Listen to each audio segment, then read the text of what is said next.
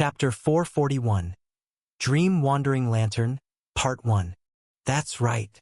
After looking up at the sun in the sky, the old investigator nodded with satisfaction, then turned back with a smile and said, although the main reason is still the strengthening effect brought by the demonic soul abyss, reaching this point is still quite okay. How many people are in this dream approximately? About 300,000 or so.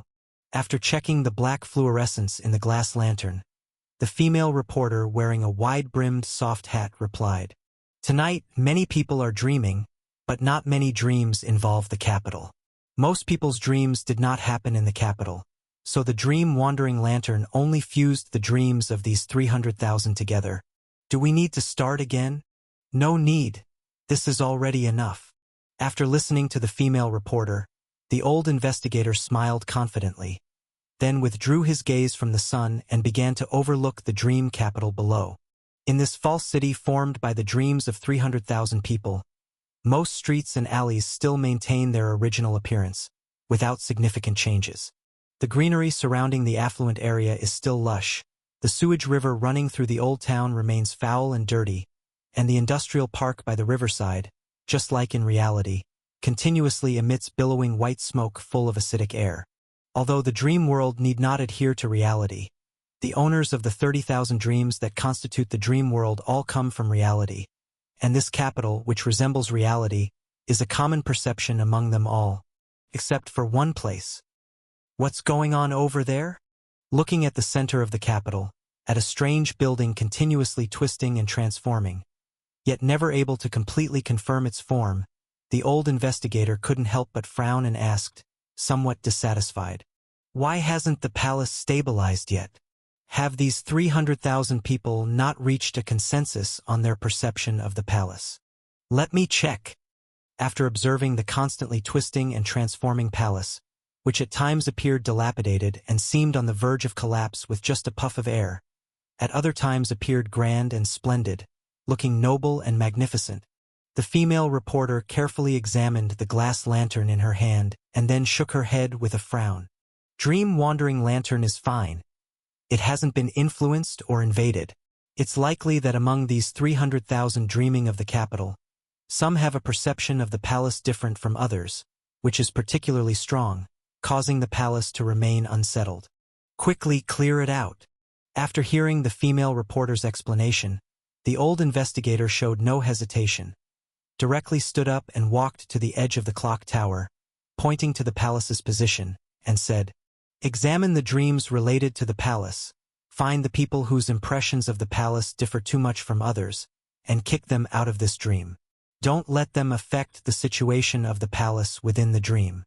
When the demonic soul abyss completely descends, I need to exchange the dream capital with the real capital, and if the differences between them are too great, the exchange will be very troublesome, and this part must not go wrong."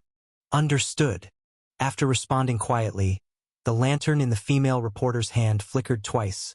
A multitude of dark-colored light dots lit up within the glass lantern and then quickly extinguished. As many starlit dots were removed, the palace that continuously twisted and transformed in the distance finally stabilized a bit, taking on a more fixed form.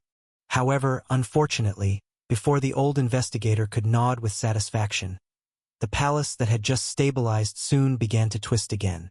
Moreover, besides alternating between dilapidation and splendor, a third situation emerged, where most of the buildings were artificially flattened, turning into a lush landscape garden.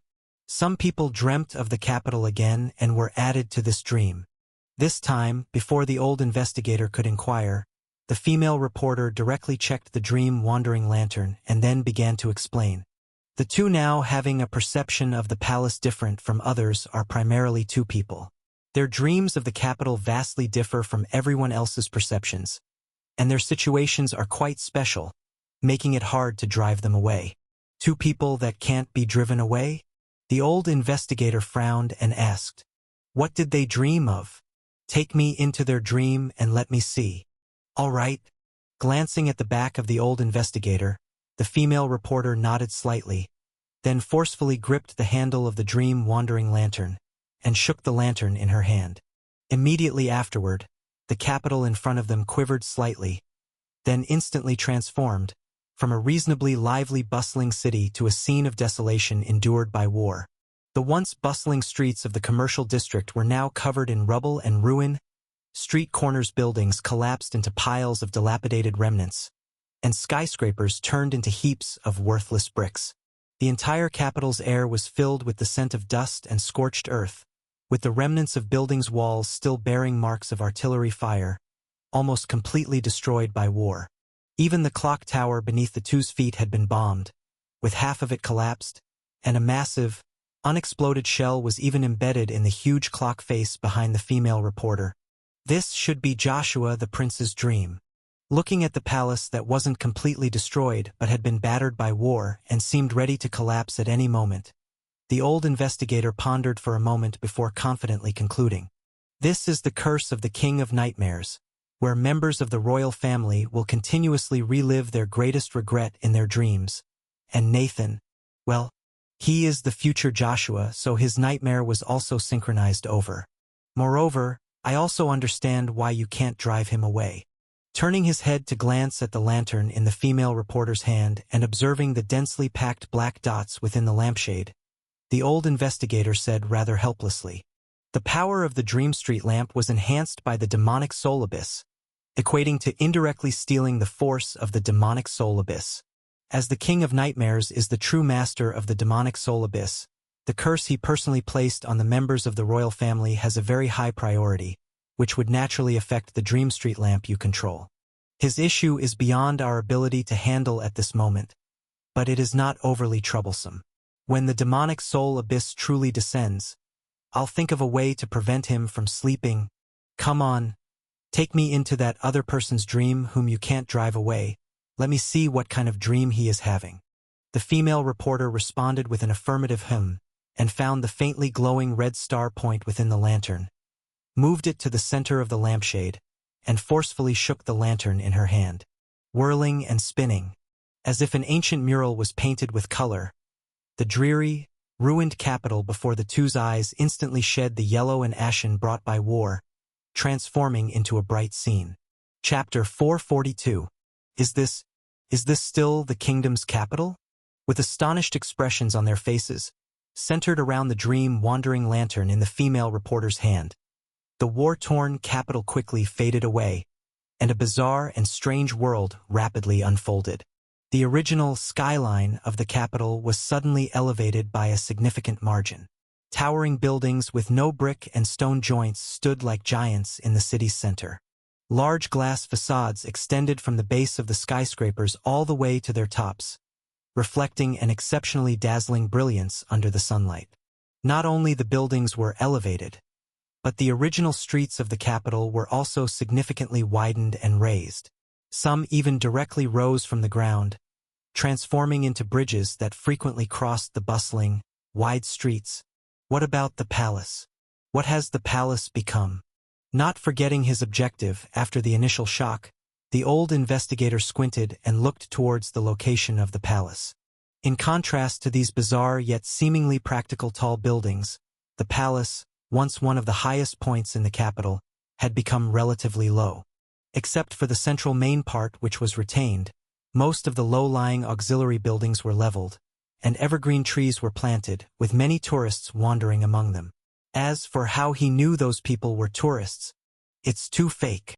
After glancing at the palace entrance, at the dozens of metal booths labeled Ticket Office, the old investigator couldn't help but shake his head, drawing his gaze back from the distance. The imagination is not bad, but how could a palace be open as a park, where anyone can enter as long as they buy a ticket? Even if the kingdom were destroyed, such a ridiculous situation wouldn't happen. Hurry up and take me to find the owner of this dream. Kick him out of the dream-wandering lantern. In a few more hours, the demonic soul abyss is going to descend. Don't delay the important business. Okay, I'll look for it. After responding, the female reporter held up the lantern and scanned around the two of them. As she did so, the tiny red dot at the center of the lantern's cover flickered on and off. How strange. Looking at the flickering red within the lantern, the female reporter's brow couldn't help but furrow slightly. Based on past experience with using the dream wandering lantern, the lantern light would spontaneously point towards the dream's owner, and the closer to the owner's position, the brighter the light would become. But this time was different. No matter which direction she pointed the lantern, the brightness of the light was roughly the same, and it jumped upwards subconsciously. Wait, upwards. Noticing the direction in which the light was jumping, the female reporter quickly walked to the edge of the clock tower and leaned forward to look at the sky blocked by the clock tower roof. What is this? Hearing the female reporter's involuntary exclamation, the old investigator frowned, also leaned forward, looked up, and was utterly shocked to discover a gigantic human face looking down at the Capitol from above, its two black eyes already locked firmly on him. Is that Leon? It seems they're the ones spying on Joshua's dream. Sweeping through his dream again and finally identifying the intruders, Leon narrowed his eyes and looked down at the two somewhat familiar figures. Acting as Joshua's guard is out of the question, not in this lifetime. For his cheap brother-in-law, seeing him attacked without kicking him secretly can already be considered professional ethics. As for why he wasn't planning to take care of Joshua yet still took the trouble to sleep in his room, one reason was the overwhelming, warm invitation from the princess. Ever since last time, the way she looked at him was as if they were an old couple. If he stayed any longer, he might really lose his virtue. The other reason was that Joshua's dream was extremely valuable. The curse of the King of Nightmares on the royal bloodline would make an older Joshua constantly relive his life in his dreams and synchronize this nightmare to the present-day Joshua. So, as long as he used the Lust Dream Invader to enter Joshua's dream, it was as if he were peering into part of the future. How could he miss such an opportunity? With the intention of peeking into the future, after the Prince Freckles fell asleep, having patiently chatted with him for quite a while to set up the preconditions for the Lust Dream Invader, Leon easily infiltrated his nightmare. However, before Leon could glimpse into the future, a power of the same origin connected with Joshua's dream, firmly fixing the ever-changing scenes in the Capitol. Naturally, when faced with the sudden appearance of unknown observers, Leon became alert at once, trying to disguise his presence while observing what the other party intended to do. But apart from locking Joshua's dream and forcefully fixing the scene in the Capitol to prevent any location change, the observers conducted no further interference. And, vaguely, it seemed there were countless similar scenes being forcibly pieced together by some power. So, is the other party capturing dreams related to the Capitol? After vaguely sensing the invaders' general intent, feeling that continuing to watch wouldn't reveal their true purpose, Leon withdrew from Joshua's dream.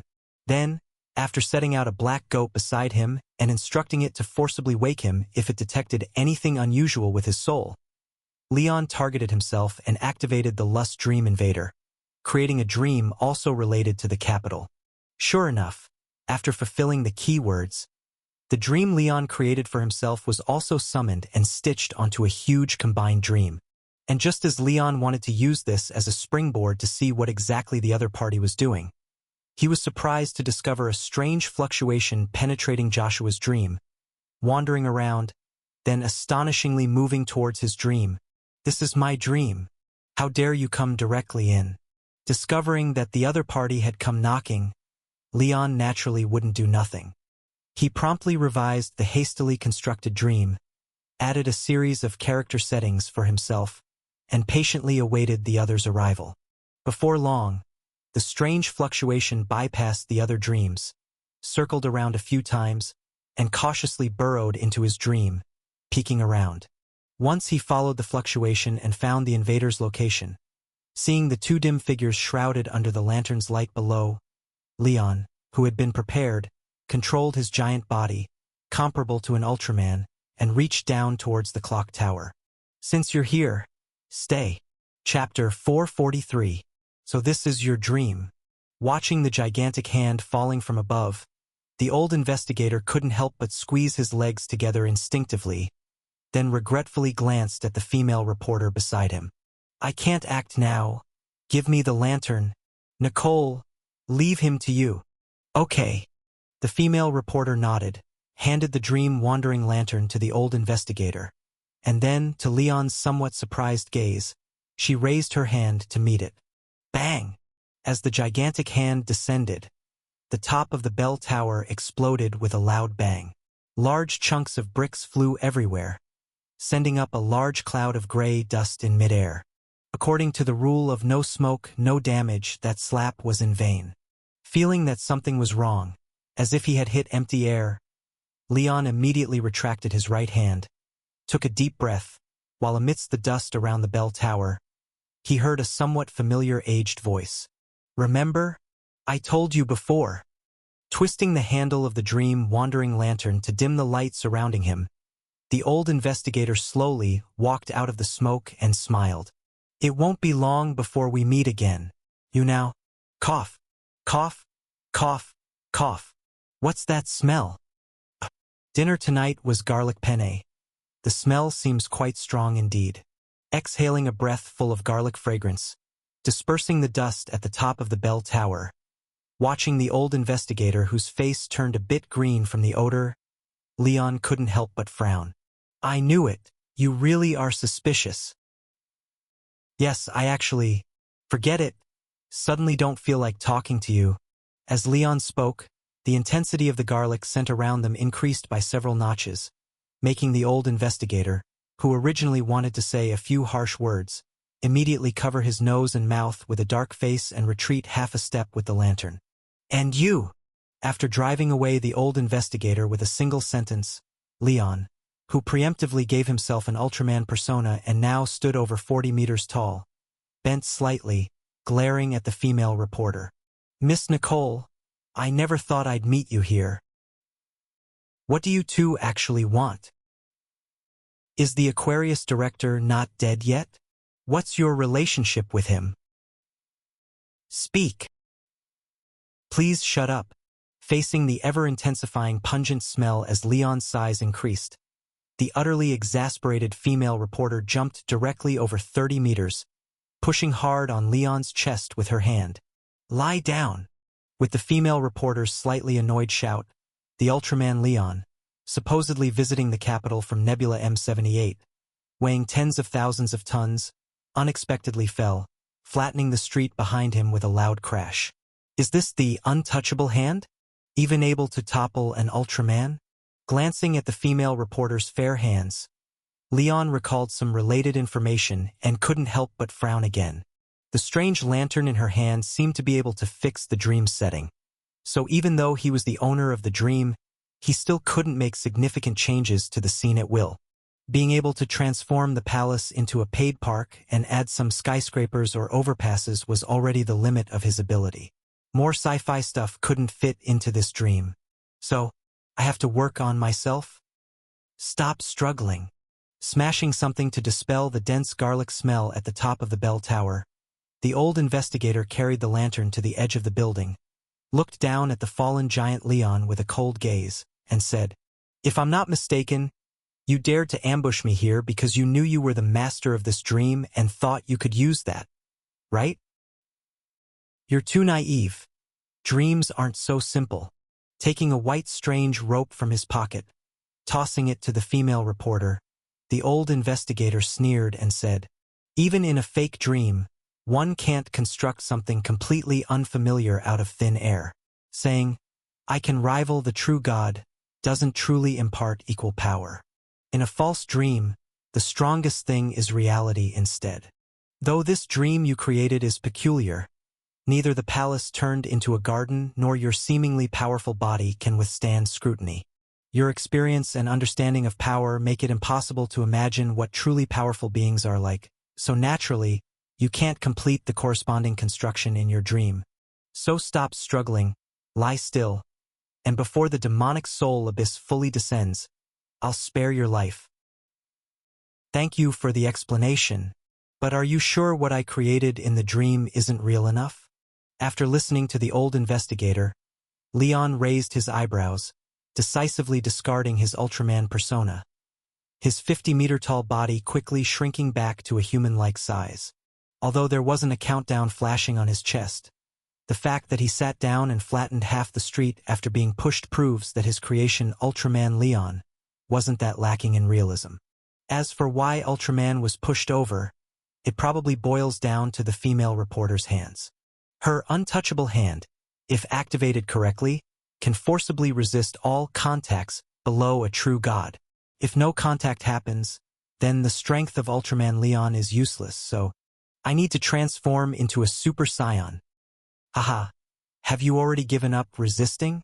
Seeing Leon dispersing his massive form and returning to normal size, the old investigator couldn't help but smirk slightly. Believing the enemy's words, this guy is still a bit naive. The power of dreams, in the end, is just the power of belief, and the opponent, as the master of the dream, undoubtedly has the highest level of authority. So if he believes he can definitely defeat me, the final result would still be uncertain. Now that he has fear, all I need to do is keep undermining his confidence. Make him doubt his own abilities so that he becomes gradually weaker and starts losing control over the dream. Once the dream gets chaotic and his power is weakened to a certain extent, it'll be, Why did his hair turn gold? And it's standing up like a hedgehog? What's that thing glowing blue in his hand? Sust. Hee. Kid. Seeing Leon suddenly laugh out loud in his sleep without knowing why, the black goat's expression tensed, and it shouted urgently, Wake up! Wake up! Your soul's out of control. You're too excited. Be careful of getting tricked. Stop sleeping, wake up. Don't laugh. Wake up. What are you dreaming about? How can you be laughing so happily? Chapter 444. Copping a feel. What on earth did he dream of? Looking at the capital city, which was blown up with a single shot by the golden-haired Leon, leaving not even ruins behind, the old investigator's mouth twitched hard twice. And beside him, the female reporter who noticed something was wrong hurried back within the range covered by the dream-wandering lantern. Avoiding the strike just now, was even more frightened, her face going pale. Even if it was merely a fabricated dream, the destructive power capable of wiping out a city instantly was somewhat exaggerated. Many numbered anomalies might not have such power, and going against him with one's head? Why are you guys hiding? After crazily bombing the two people retreating back within the lantern's range and finding that any attack would disappear once touching the light emitted by the lantern, Leon, understanding the area around the lantern is a safe zone, stopped the meaningless bombardment and started sarcastically. You said you'd spare my life? Is this how you do it? Didn't you say I'm just a straw man? Then come out. Don't be cowardly. Come out. At worst, I'll let you have one hand. What's the use of letting one hand? If it weren't for the safe zone marked out by the dream-wandering lantern, the two of us would have been blasted away along with the capital with that one strike. Looking at Leon, whose whole body is shining golden light wildly, flying randomly in the sky at an extremely terrifying speed, mocking as he flew, the old investigator's face darkened. Then, with a somber face, started to shake the dream-wandering lantern, preparing to withdraw from this absurd dream. This damn guy, who knows what kind of bizarre setup he gave himself, not only destroyed the capital with one strike, but even when flying, he brought along sonic boom clouds. And judging by his movements, if not for his own reaction speed lagging behind, he might be much faster than now. Can't fight. This really cannot be fought. Don't go. Seeing the old investigator hiding in the safe zone, shaking the lantern fiercely, Leon simply landed, inviting warmly through the lantern's light. Come out and play? Don't worry. This time I definitely won't kick your balls. Oh? Damn, you dare mention it? Upon hearing the reporter's breath caught abruptly, the old investigator's face turned slightly red, gritting his teeth, unable to resist. If this isn't your dream, how could a third-level cleaner like you? I am unworthy. Without hesitation admitting he's no match, Leon raised a leg with a grin through the dim light. But I kicked your balls. That was because in the Virgo branch. Feeling the reporter's increasingly strange gaze beside him, the old investigator took a deep breath, then with eyes freezing over, said coldly, If it weren't for the scarlet-hair lady being not far from you, worrying it might expose your identity prematurely, I would have. I kicked more than one time. Damn it. I shouldn't have started bantering with him. Seeing Leon outside the lantern kicking the air whimsically hinting at something, the old investigator closed his eyes directly, then shook the lantern in his hand hard, causing the capital city flattened by Leon to tremble slightly. Keep calm. Don't get provoked by him. My soul is severely damaged. There aren't many means I can deploy. Must reserve them to limit the troublesome scarlet hair lady. Definitely can't waste on him, nor use in this fake dream. We'll meet again. Coldly glancing at Leon, the old investigator turned the handle of the dream-wandering lantern, moving the flame representing Leon's dream away from the center of the lamp. 3 days before the golden hedgehog-haired version of Leon disappeared along with the capital, the old investigator said expressionlessly, "Even if you tell the scarlet hair lady about today's event, it doesn't matter. In 3 days, I will make everything you let me touch."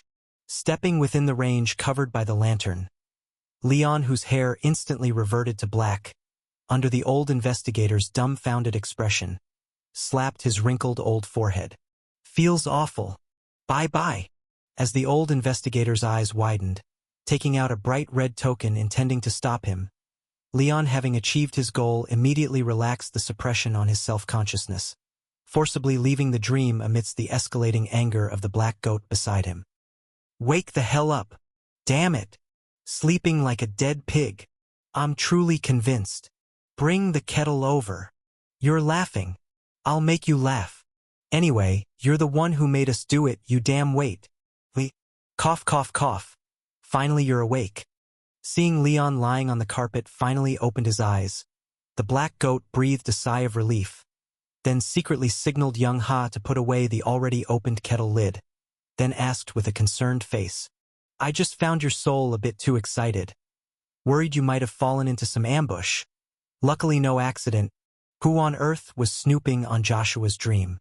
Also, how do you feel now?" "I feel okay now, but if I hadn't woken up just now, were you planning to pour boiling water on me?" Glancing at it speechlessly, since it was his own instruction to wake him immediately upon detecting any abnormality, Leon didn't say much more, instead swiftly got up from the carpet and grabbed the goat's head in his hand. "No time to explain. Let's go. Get back to the bureau quickly." "Oh? What happened?" Being dragged by Leon, hastily leaving Joshua's room, the confused goat head couldn't help but ask, "What did you dream of just now? Why the rush?" "No choice but to hurry. I just discovered the Aquarius director is still alive. And it's actually that old investigator I kicked." "Ah? It can't be." Upon hearing the news that the Aquarius director is still alive, the red-haired director, awakened from a dream, shook his head, brows furrowing tightly. "I saw it with my own eyes. Aquarius director's soul went deep into the realm of the dead. Even if not completely dead, he surely can't return in a short time. I even cut a part of his soul to make a pair of gloves for you. The Aquarius director you saw is real, but he's only a part of the real Aquarius director." Recalling the information he got from touching the Aquarius director's forehead, Leon explained gravely, "Aquarius director's soul split into good and evil long ago. The one we encountered was just his part representing evil, obsession, recklessness, while the part carrying his kindness and compassion, more positive traits, joined the cleanup bureau under another identity. That's the old investigator named Camus." Chapter 445. Purpose and Reason. Camus is half of the Aquarius director? The red-haired director hesitated slightly upon hearing this. The answer still felt somewhat far-fetched to her, but out of trust for Leon, she continued along this line of thought. Indeed, according to the records of the headquarters' past use of the directives list, unless the range is specifically emphasized, it can only lock onto a single target. So if the two souls that the Aquarius director split off from were significantly different from each other, and the split had been completed long before the directives list took effect, it indeed might evade the effects of the directives list. But the soul is different from flesh and blood. Once it's gone, it's gone. If slightly injured, it can still self-heal. Such a thorough split is almost impossible to restore. And I saw with my own eyes the strongest part of the soul of evil enter the depths of the realm of the dead. Even if this half of the Aquarius director still retains a true god-level status, their own power would plummet. According to typical calculations, his remaining Leon value is estimated to be barely over 30, and at most won't reach 40 points. The average Leon value of a Grade 1 cleaner is roughly between 30 to 50 points, so the current Aquarius director is considered weak among Grade 1 cleaners. As for my own strength, I'm among the top ranks of directors in the Zodiac branch office. Under the activation of the Star Palace's blessing, my Leon value can even briefly break through to 70 points, nearly twice his. The gap is so large that small tricks cannot bridge it, let alone I still have the enhancement of Slaughter Bloodhair number 013. Where does Aquarius get the confidence to cause trouble right under my nose? Leon. I always feel like something is not quite right. After thinking for half a day and still not understanding where Aquarius director's confidence comes from, the red-haired director couldn't help but frown and say, this time he sacrificed more than half of his soul as a price, barely getting by and temporarily avoiding the headquarters punishment. Logically, he should be lying low for a while. But he not only didn't hide but also took the risk of being directly eliminated by me, came to the capital to collect a large number of dreams, and even after meeting you made no attempt to conceal, claiming that he must do something within 3 days. This makes me find it very strange. After drinking a sip of the now cold tea, the red-haired director unconsciously tapped the table with her fingers and continued with knitted brows. The night 3 days from now is when the demonic soul abyss and reality fully merge. By saying this, he's essentially telling us the specific time of action. But in his current state, he can't possibly be my opponent. Where does he get the confidence to provoke me? Also, according to my understanding of him, Aquarius is someone with strong objectives and rarely does meaningless things. And whether it's the capital or our branch office, there doesn't seem to be anything worth coveting for him. The most valuable, 12 ant nests. He can't open, and he can't steal my Slaughter Bloodhair, so what exactly does he want? What exactly does Aquarius want? After listening to the red-haired director's analysis, Leon's brow also furrowed. If we talk about Aquarius director's greatest obsession, it would naturally be replacing the director of Taurus to enter the Watcher's Palace. But this path has essentially been blocked. The 6 anomalous items used to usurp the identity of Ascendant are still in the hands of myself and the insurgents, and he simply can't gather them. As for the targeted director of Taurus, they are self-sealing at headquarters, giving him no opportunity to approach. Even if he somehow manages to gather similar items and sneaks into the secluded headquarters, he would not be a match for the 3 directors there and likely would be taken down immediately. If he wants to fulfill that greatest obsession, he should first find a way to restore his strength, at least to the level of a branch director to be able to... Wait. Restore strength? Seemingly catching a faint, unclear thread, Leon pondered a moment before hesitantly suggesting, Director, I think we might as well change our way of thinking. Rather than continuing to consider what Aquarius wants to do in the capital, we should first consider what he needs the most now. What does Aquarius need the most? Upon hearing Leon's words, the red-haired director's eyes narrowed slightly. That's right, no matter what Aquarius director ultimately wants, what he needs most right now is to restore the power he's lost due to losing more than half of his soul. Only by raising his power back to a level not much different from the director of Taurus can he possibly replace him in the Watcher's Palace through seizing the body. And speaking of a way to heal his soul's injury and bring him back to peak condition, the demonic soul abyss, king of nightmares. Thanks to Leon's hint, after figuring out the most crucial point, the red-haired director gasped for air. Injuries caused by soul loss are mostly unsolvable, but just as the rules of the realm of the dead do not acknowledge the physical body, the rules of the dream realm do not acknowledge the existence of the soul either. The foundation of the dream realm is memory and imagination, so as long as a person's memory is intact and cognitive abilities normal, even if the Aquarius director's soul is fragmented, the dream realm will still recognize him as a complete person. If the King of Nightmares successfully descends and is willing to help, he could completely exchange parts of dreams and reality permanently. At that point, all that would be needed is to create a complete Aquarius director in the dream realm, allow the real Aquarius director to fall asleep, and have the King of Nightmares permanently swap the two. The soul-deficient Aquarius director would then become merely a fake nightmare, under the influence of the dream realm's rules, while the complete director in the dream would awaken in the actual reality. As for why the King of Nightmares would help Aquarius director, that file supposedly from the Watcher's Palace, documenting 35 locations of Bai Yi sect strongholds to prevent the demonic Soul Abyss and King of Nightmares from descending, was personally delivered by the Aquarius director. It's too late now. Taking a deep breath, the red-haired director leaned back in the chair, slightly bowed her head and sighed. No wonder Aquarius wasn't afraid of me knowing he was still alive. It's been nearly 2 days since Emma and the others left. Now it's too late to realize it. Too late for what? Upon hearing the red-haired director's sigh, Leon couldn't help but be slightly stunned, then hastily asked what exactly was going on. The red-haired director rubbed her eyebrows and said succinctly, "If I'm not mistaken, Aquarius director should be collaborating with the King of Nightmares. The document he sent earlier has issues. What it marks may not be the locations of Bai Yi sect strongholds, and the descent of the King of Nightmares is now unavoidable." Chapter 446. The Makeshift Crew. Is the arrival of the King of Nightmares inevitable? After hearing the red-haired director's judgment, Leon's eyes involuntarily widened. Yes, the intelligence about the location of the Bai Yi sect base was sent by the Aquarius director. The chance that he tampered with it isn't just very high. It's absolutely certain. I remember Emma once told me that when the demonic soul abyss overlaps with reality, the link between body and soul will be weakened. Dream realm creatures and related abilities will be greatly enhanced, and the King of Nightmares will try to invade reality.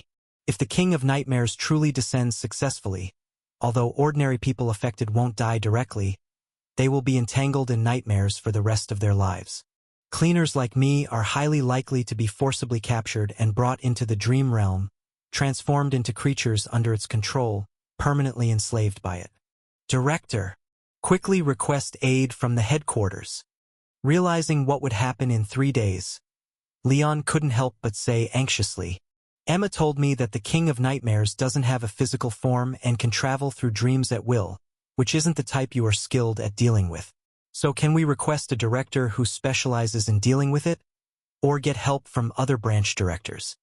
I have already requested aid, but it seems it will likely be too late." Raising his hand to point at the cabinet beside the desk, letting Leon see the slightly flickering celestial globe mirror within, the red-haired director rubbed his brow and said, "The King of Nightmares' Leon value is about 63 points, while the non-Zodiac branch directors have a Leon value of only about 50 to 59, and can only perform at 60 points level with Star Palace's support. Although the gap doesn't seem large, a 60-point Leon value is the dividing line between humans and gods. Facing a King of Nightmares enhanced by the demonic soul abyss, even if the small branch directors came, they likely wouldn't be of much help. Then, what about directors from other Zodiac branches? If some could come, they might help. If 2 or more could come, we might even try to take down the King of Nightmares, but none of them can come." The red-haired director sighed and said, "Headquarters is currently in a self-locking state, except for the 3 directors. Everyone else is temporarily blocked from using Star Palace Shift. The only ones who could arrive within 2 days are people from the Lion Subbureau and Scorpio branch. Among them, the director of the Scorpio branch has a grudge against me, so there's no way they'd come to help. And although Beverly from the Lion Bureau is on good terms with me, after you exposed the Aquarius conspiracy, the reward she asked from the headquarters was to spend a month eating sweets in the God of Sweets' divine kingdom. She's currently not in this world at all, so she couldn't possibly come over. Then, I'm asking the board of directors." Pointing at the top of the celestial sphere mirror, the red-haired director spoke after the 2 fish-shaped emblems surrounded the orb in orbit. "The Pisces director is very skilled in dream and soul matters. If he is willing to step in, the 2 of us could go deep into the demonic soul abyss and forcibly trap the King of Nightmares in the dream realm, but I guess he might be currently." Sizzle. As if to agree with the red-haired director's words, the 2 fish emblems above the celestial sphere mirror stabilized, and a delighted little girl appeared in the mirror. "Olivia, are you coming to play with me?" He should be in a state unable to assist right now. After finishing the second half of the sentence, seeing Leon's somewhat bewildered expression. The red-haired director ruffled his messy hair with a look of helplessness and said, "Let's play another time. Pisces, Your Excellency.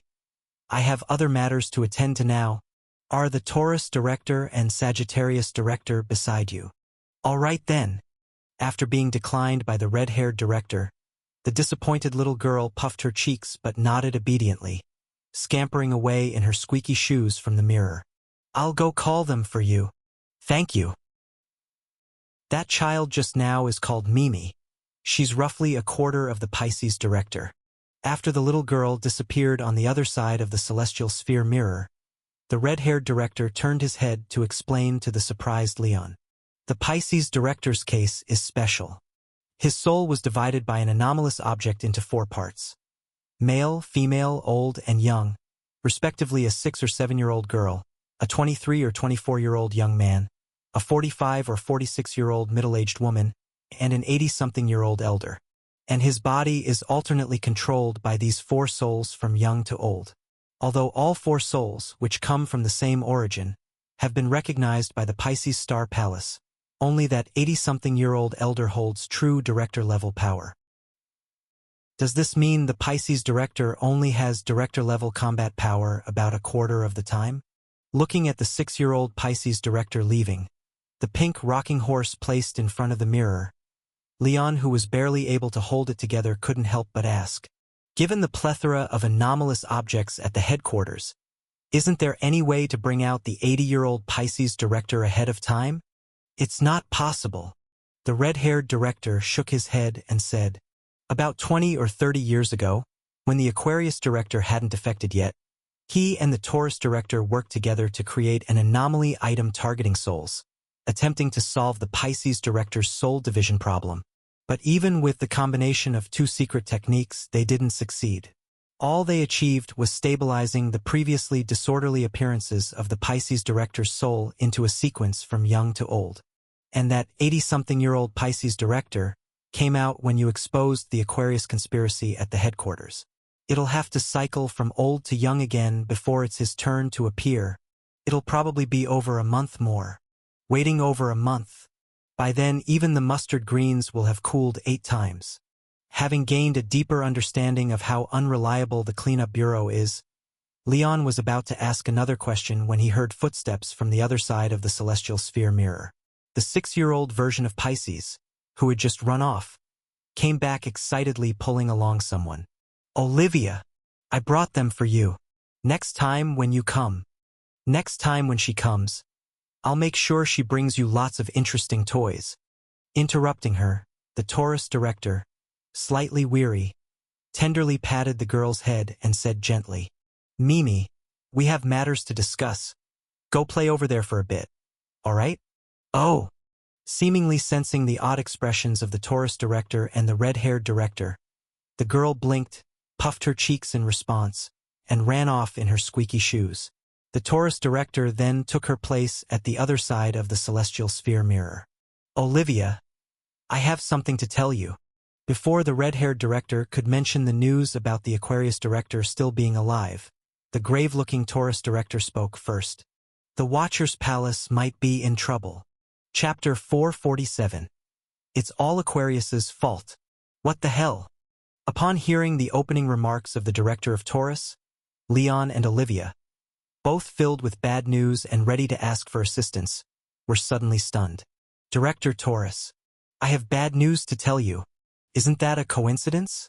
I have even worse news here. What's going on?" The request for help was directly swallowed back, and the red-haired chief quickly asked, "The Watcher's Palace has been operating smoothly for years. Never had any problems. So why? Wait, could it be the Aquarius director? Was he able to manipulate the Watcher's Palace? Aquarius director? Isn't he dead? Forget it, we'll talk about him later." Upon hearing the strongest trump card of the cleanup bureau had gone awry, the red-haired chief couldn't help but grit his teeth. "Director Taurus, what exactly went wrong with the Watcher's Palace?" "The Watcher's Palace, it seems to have been affected by something." Suppressing his shock, Director of Taurus explained with a furrowed brow. Once seated on the throne of the Watcher's Palace, one can review all the past and preview parts of possible futures. If the throne sitter finds an anomaly in the future, anything that could endanger the cleanup bureau or even affect humanity, they will send an early warning, providing vague information to let us eliminate dangers before they occur. What? Has that ability failed? Overall, it's not a complete failure, but there are indeed some issues. Taking out a pile of moon-white small notes from his pocket, he shook them in front of the celestial globe mirror, then remarked with confusion.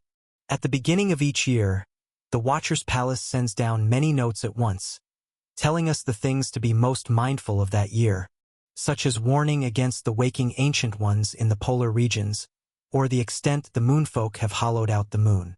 This year, the Watcher's Palace also sent quite a few notes. Most were normal, but one was problematic, with many critical pieces of information missing, completely unreadable. Look, it's this one. Upon hearing Director of Taurus, the tense red-haired chief immediately looked at the note held up to the mirror. A soul named, from an unknown world has, after 3 years of dormancy, joined and established a foothold after contact with the cleanup bureaus, suddenly gained the strange ability to block my observation. According to the parts of the future I once saw, he will launch against the entire cleanup bureau and act to destroy, completely disrupting. It is imperative to deal with him in advance. Seems like a powerful, scheming soul? After seeing a note with 7 or 8 sections missing, containing almost no critical information, the red-haired chief couldn't help but furrow his brows tightly. According to the description, he seems to be set for a conflict with the cleanup bureau and has already had contact with them, possibly even collaborating with some insiders in the bureau. Leon, what do you think? What do I think? I can only think that this is talking about me. Reading the note repeatedly, Leon's eyes kept focusing on keywords like, from an unknown world, and 3 years, making his scalp tingle. After contact with the cleanup bureaus, suddenly gained the strange ability to block my observation. If my guess is correct, the stands for Director of Taurus. After all, it was after contact with her that I learned about the existence of the Watcher's Palace, and the activation of materialism by the information I acquired blocked the influence from the Watcher's Palace. Everything matches perfectly. I'm shocked. After answering the red-haired chief honestly, Leon, slightly twitching at the cheeks, pointed at the part after contact with. On the note, a little guilty. Do you think the person colluding with him could be the Aquarius director? Why do you think so? I'm guessing. Facing the confused gaze of the 2 directors, Leon toughened up and made up nonsense. You see, the Aquarius director is a genius in abnormal Genesis sorcery. He's always intended to research the Watcher's Palace, and in preparation to ascend the throne, he's been preparing for years. With his talent, after so many years of research, perhaps he really figured out a way to block the Watcher's Palace's observation and pass this method on to the soul from the unknown world after contact. I'm not saying it's definitely the Aquarius director's doing, but reasoning by common sense, his suspicion is indeed very high, right? Indeed. After hearing Leon's bold assumption, on the other end of the celestial globe mirror, the Sagittarius director, who had been silent the whole time, nodded. After acknowledging Leon's speculation, this middle-aged man with a square face, exuding a solid and straightforward air, furrowed his thick brows. If we must say someone in the Bureau controls the ability to block the Watcher's Palace's observation, apart from the Aquarius director, I really can't think of anyone else. This matter probably can't be disconnected from him. Oh, you were saying earlier the Aquarius director is still alive. Yes, the Aquarius director is not dead. Upon hearing the Sagittarius director's inquiry, the red-haired chief nodded with a grave expression. Many years ago, he already split his soul, doing it even more thoroughly than Director Pisces. Apart from sharing memories and having the same goals, they're practically 2 different people. And the soul sent to the realm of the dead via Directive List and Netherworld Streetlight was only half of the Aquarius director's soul. He's hidden the other half and is scheming with the King of Nightmares to help him descend, using the forces of the dream realm to complete his missing soul. The King of Nightmares? Upon hearing the red-haired chief, director of Taurus's expression shifted. He then rummaged through the notes and handed one over. Olivia, is this what you mean? The demonic soul abyss is about to overlap with reality. The King of Nightmares has a small chance of descending from this. It's critical to expel by Yi sect followers ahead of time. Destroy the directing ritual for the King of Nightmares' descent to ensure. Exactly this one. After hurriedly reading the contents of the note, the red-haired chief took a deep breath and clenched his fist in frustration. Though my side received the message that document was sent by the Aquarius director, the marked location and time were likely altered by him. Director Taurus, the King of Nightmares' descent is inevitable. Can you or Director Sagittarius use the Star Palace shift to come help me stop the King of Nightmares? I fear I can't. Director of Taurus hesitated slightly and then shook his head in resignation. The King of Nightmares' power is nightmare, and when it intrudes into reality, it can easily taint human souls. My soul has been nurturing for almost 10 years, reaching the final stage of ascension. If it gets tainted, then the past 10 years would have to be redone. Though enduring another 10 years wouldn't be much, pushing through it would be fine, but I'm concerned about the Watcher's Palace. I want to inspect it ahead of time, have already begun the palace ascent ahead of time, couldn't face the King of Nightmares. Pulling the collar slightly apart, revealing to Leon and Olivia the blazing white soul starting to overflow from the flesh, Director of Taurus looked at the square-faced, middle-aged man beside him and said somewhat apologetically, "Andrew, could I ask you to go over for me?" Chapter 448. Dispute and Decision. I'm afraid that's not possible. Upon hearing the request from the Director of Taurus, the square-faced, middle-aged man hesitated for a moment, then furrowed his brows and refused. Even if the headquarters is secured, absolute safety is not guaranteed, and you are about to ascend, so you cannot be disturbed. I cannot leave right now. It should be fine. It's less than a week anyway. The Director of Taurus thought for a moment, then spoke again, trying to persuade. The location of the headquarters is very secure, and it's impossible for ordinary people to get in. Besides, Mimi and I as directors are here. Even if we are targeted by many true gods together, we can hold out until you return to help. This still can't work. You know the importance of the Watcher's Palace. We can't afford to gamble on it. The square-faced, middle-aged man was slightly tempted, but ultimately shook his head and said, "Your combat abilities aren't outstanding, and the true soul of the Pisces director is still asleep. Mimi's mental state is around 6 years old and, aside from being able to unfold the Star Palace normally, can't truly bring out the effects of the Pisces secret technique. If I leave the headquarters and leave you two alone, if any unexpected situation arises, everything will be lost. I can't take that risk. But it's very urgent on Olivia's side too." The Director of Taurus closed his collar, his face full of worry, and said, "Although her abilities are strong, she's at a disadvantage against the King of Nightmares. Even if she bravely ventures into the demonic soul abyss, she can't capture the King of Nightmares who can freely shuttle through the dreams of living beings. If we just stand by and do nothing, once the King of Nightmares successfully descends, even if we can help remotely by burning a quarter of the sun to reduce the harms in the dreamscape, the number of affected people would still be in the millions. Although the impact scope is large, those people will only have nightmares for a lifetime. They will not die." The Sagittarius director insisted. "After this attack, we can increase the effects of the illusion can. In doing so, even if affected people have nightmares, they will forget them upon waking up, minimizing effects on their lifespan and soul. But there will still be an impact." The Director of Taurus said urgently, "When these nightmare-tormented people grow old, their souls will detach from their bodies earlier than normal people. Many years before their actual death, they will gradually lose memory, or even directly become soulless husks. Furthermore, what about the cleaners from the Virgo branch? Once the King of Nightmares descends, he will surely collect their souls first. Those little ones are still on a mission if the people from the Virgo branch can evacuate in advance." The Sagittarius director's face tightened slightly, resolutely saying, "Have they not all been dispatched already?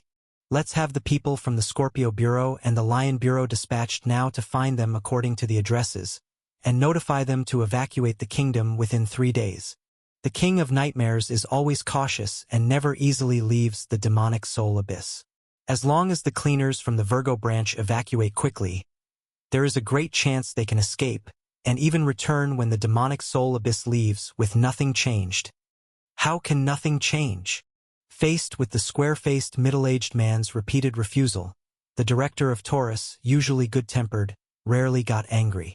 The gentle and kind face spread a white glow, no longer appearing soft, with a strong bloody hue stretching from her cheekbones to her brows. Andrew, that's millions of people. And the work of the Cleanup Bureau is to protect. The work of the Cleanup Bureau is to ensure the survival of humanity. Only under that premise do we protect ordinary people from being affected. Under the fury of the Taurus director, the square-faced middle-aged man frowned tightly, meeting her gaze unwaveringly and declared with determination. Since Aquarius can cooperate with the King of Nightmares for soul repair, he might cooperate with others as well.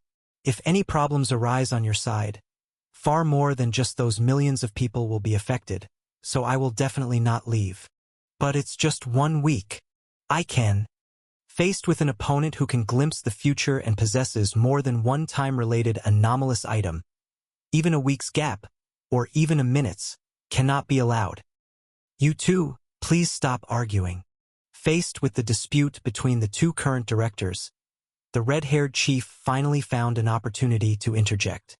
After glancing at the persistent square-faced middle-aged man, she sighed inwardly, knowing it was unlikely they could persuade him no matter what, then took the initiative to say, Sir Taurus, let's follow Sagittarius Director's proposal for now. Please help me contact people from surrounding branches, find Emma and the others, and have them evacuate the kingdom ahead of time. Olivia, how could you? Sir Taurus, please listen to me first. Interrupting the Taurus director, the red-haired chief looked towards the square-faced middle-aged man in the celestial sphere mirror, her expression calm, and said, Sagittarius's points are not unreasonable. It's just my personal speculation that Aquarius wants to repair his soul with the King of Nightmares' power. Maybe his true objective is to lure you away from headquarters. After all, the anomalous item that helps stabilize Mimi's soul was initially obtained with his help, and Aquarius is well aware of the Pisces director's 4 soul alternating cycles. Given that Aquarius knows the headquarters is essentially quite empty, we can't rule out the possibility of him intending to take advantage of the situation to attack the headquarters. We indeed should be more cautious. Seeing the red-haired chief also acknowledging this possibility, the Taurus director couldn't help but pause, furrowing her brows tightly before asking, Then what about your side? Are you really going to ignore the King of Nightmares? Of course, that's not an option. The red-haired chief shook her head and said, Though it's difficult, what needs to be done must still be done. Please, prepare yourself along with the Pisces and Sagittarius directors. Mobilize 3 zodiac star palaces to preemptively burn the dreamscape, lessening our burden before and after the demonic soul abyss descends. As she said this, she hesitated slightly but still took a deep breath and requested, Moreover, please also assist me by contacting the director of the Scorpio branch. Using your 3 esteemed identities, forcibly summon him to come and help immediately. On my side, if he can come and help, I would be willing to apologize to him publicly before everyone at the headquarters during this year's end inspection. Olivia, looking at the red-haired chief who had her fists clenched tightly, the Taurus director's lips moved slightly. Then she sighed and said, I will talk to him. You have been really wronged this time. Wronged indeed. But being a little wronged is better than large-scale deaths. At least it offers some inner comfort.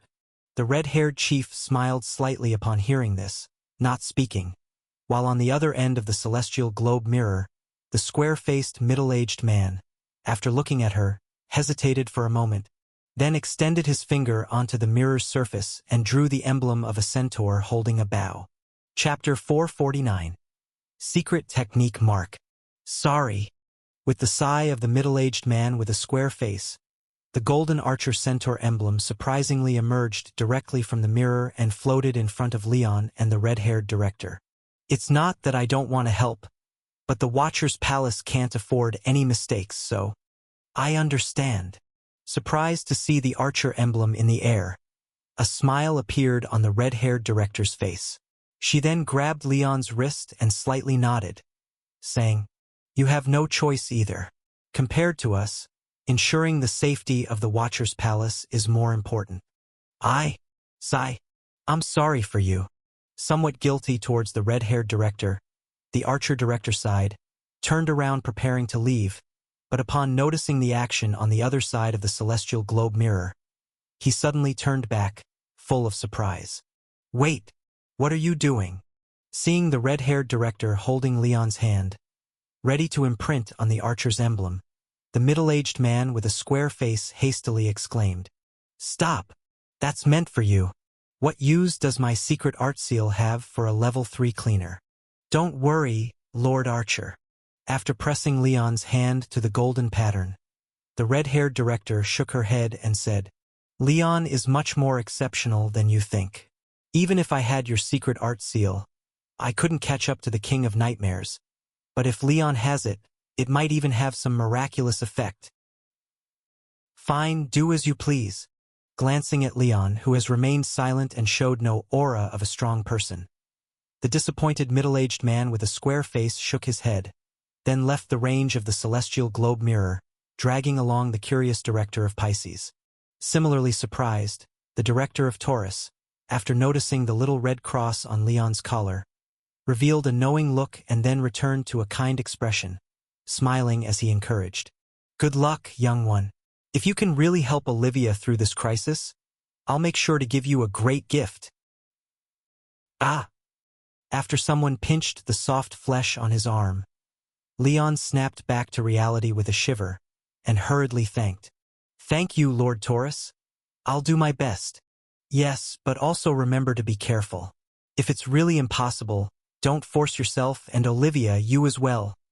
After reminding Leon and the others to be safe, the director of Taurus seemed to remember something, glanced at Leon's face, and then hesitated a bit before saying, "Also, if you still want a drink, once this matter is resolved, I can send over a batch of wine without word spirit added. This time you..." Cough, cough, cough. Not expecting her to suddenly bring this up, Leon, who was examining the secret art seal, remembered the extremely spicy wine from the realm of the dead. Instantly, his expression became awkward. His face flushed, and he waved his hand nervously. "I quit. We've quit drinking. No need to drink. We want to drink. All right? Just wait for it." Seeing Leon's mouth forcibly covered, the director of Taurus couldn't help but smile and shake his head, then proactively shut off the celestial globe mirror. "It's great, I didn't expect an unexpected gain." Retracting her hand after covering Leon's mouth, the red-haired director rubbed her shoulder against him, then gleefully put away the celestial globe mirror, smilingly asked, "Have you figured out the secret art seal of the Archer director?" Upon hearing her words, Leon subconsciously looked at the panel. Name: Sagittarius Secret Art Seal.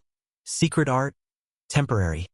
Appearance: a golden centaur holding a longbow. When exposed to direct sunlight, a coronal-like brilliant glow appears, revealing 3 bright golden arrow patterns. Ability: can temporarily use the abnormal strengthening secret art of the Sagittarius Palace. Cost: each time targeting an abnormal object, using the Archer's secret art will consume 1 arrow. After using all 3 arrows, this temporary abnormal object will disappear on its own. Archive: inspired by the conviction of Olivia, the Virgo branch director, combined with the guilt of being unable to help, the current Archer director of the Cleanup Bureau condensed this secret art seal at the cost of 3 years of his life, which can be used a total of 3 times. The abnormal object locked by this seal, upon its next activation, will have its effects greatly enhanced, lasting until the end of that use.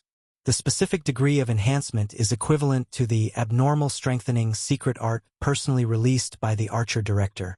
Evaluation: these are the 3 strands of life-saving fur that the Archer Bodhisattva got by burning lives.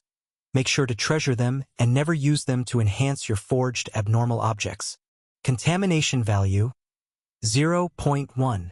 I've pretty much figured it out. After reading the note at the cost of 3 years of life in the archive, Leon said with a somewhat complex expression. Actually, although the Archer director is a bit stubborn and his words sound a bit indifferent, he seems to be quite a good person. Yes. Hearing Leon's words, the red-haired director nodded and said, "The Archer director is upright and serious, emphasizing rules greatly. Though not as amiable as Lord Taurus, he's certainly not a bad person. The director of Pisces is a bit quirky, but also can be trusted. Or one could say, aside from Aquarius, among the remaining 11 directors, although they each have some small issues, most of them are still quite good." Most of them are quite good. Does that imply there are one or several that are not so good, maybe even terribly bad? Understanding the implication of the red-haired director's words, Leon couldn't help but ask. Not even directors are necessarily good people. Director, has the cleanup bureau always been this disorganized over the years? For instance, right now, with such a major issue of the King of Nightmares invading, just because the Scorpio bureau director doesn't get along with you, they don't have to come over to help? Haven't any of the past directors thought about managing this better? It's not that no one wants to manage it, but how do you manage it? The red-haired director sighed and spread her hands helplessly, saying, "The directors don't need to be mentioned. Whether they can inherit the secret arts depends on their aptitude. In the past, there were many times we couldn't even gather 12 directors, and the Star Palace and secret arts represented by the directors are some of the most important trump cards of the Bureau. Even if a qualified person is a rotten person, having a director is better than not having one. After all, no matter how rotten, they are still a person who won't wholly turn to the evil gods or similar existences that want to destroy humanity. At critical moments, they usually can step up. In that case, that's true as well. As for the branch offices, they are even more troublesome." Patting Leon's shoulder, the red-haired director continued. "Each branch's cleaners are basically recruited and trained little by the branch director personally. Most cleaners below the branch director have never even been to the headquarters in their lifetime. They basically have no way to contact the headquarters, and orders received are all conveyed by the branch director, so they're not familiar with the situation of the headquarters. For instance, you and I, if orders from the headquarters conflict with mine, whose would you follow?" "That's simple." Without any hesitation, Leon immediately replied, "If you haven't been drinking, I'll follow yours. If you have, I'll follow the headquarters." Ugh, should have used another example. Seeing Leon give an answer without even a moment's hesitation, the red-haired director rolled her eyes and said in exasperation, "In short, the directors of the branches hold considerable power and autonomy. Among them, the non-zodiac branch directors are weaker, only able to suppress ordinary true gods with the help of the star palaces, and are relatively obedient. However, the directors of the zodiac branch and the directors are the same, with Leon values between 60 and 70, and without considering secret techniques, their powers are basically equal. And someone like me, whose max Leon value with the Star Palace's blessing can break 70 points, making me slightly stronger than many directors at the Zodiac Bureau. As long as we don't openly break with the Bureau rules, the headquarters can't do much, you understand?" "I mostly understand." "If you understand, then let's get to work." Leaving several strands of vibrant red hair on Leon's shoulder, the red-haired director retracted her hand, stood up, and left, saying, "Let's get going, Leon. We might need this when dealing with the King of Nightmare." Chapter 450. I'm very curious. Take this. Just as Leon followed the red-haired director up the stairs, entering the vault at the Virgo Subbureau where anomalous items were stored, at a certain location in the middle of a pitch-black river flowing with countless shattered dreams, a giant crowned with a mirror-like crown and enveloped entirely in deep gray mist reached out its right hand to the elder in front of it. "This is a pass for traveling in the demonic soul abyss, allowing you to move freely in nightmares. You'll need it when dealing with the Scarlet Hair Lady." With a peculiar, ear-piercing voice, the giant extended its slender gray palm over the river, slowly unfurling 5 knife-like fingers, revealing a small wooden boat as the dark nightmare swiftly dissipated from its grasp. since it's a pass personally issued by the King of Nightmares.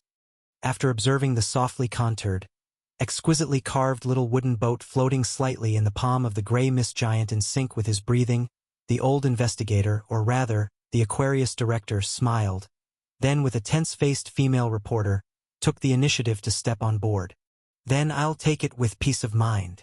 After the two boarded the small boat, the gray mist giant's hand gradually dissipated, and the wooden boat lightly settled on the pitch-black river, creating dark ripple rings.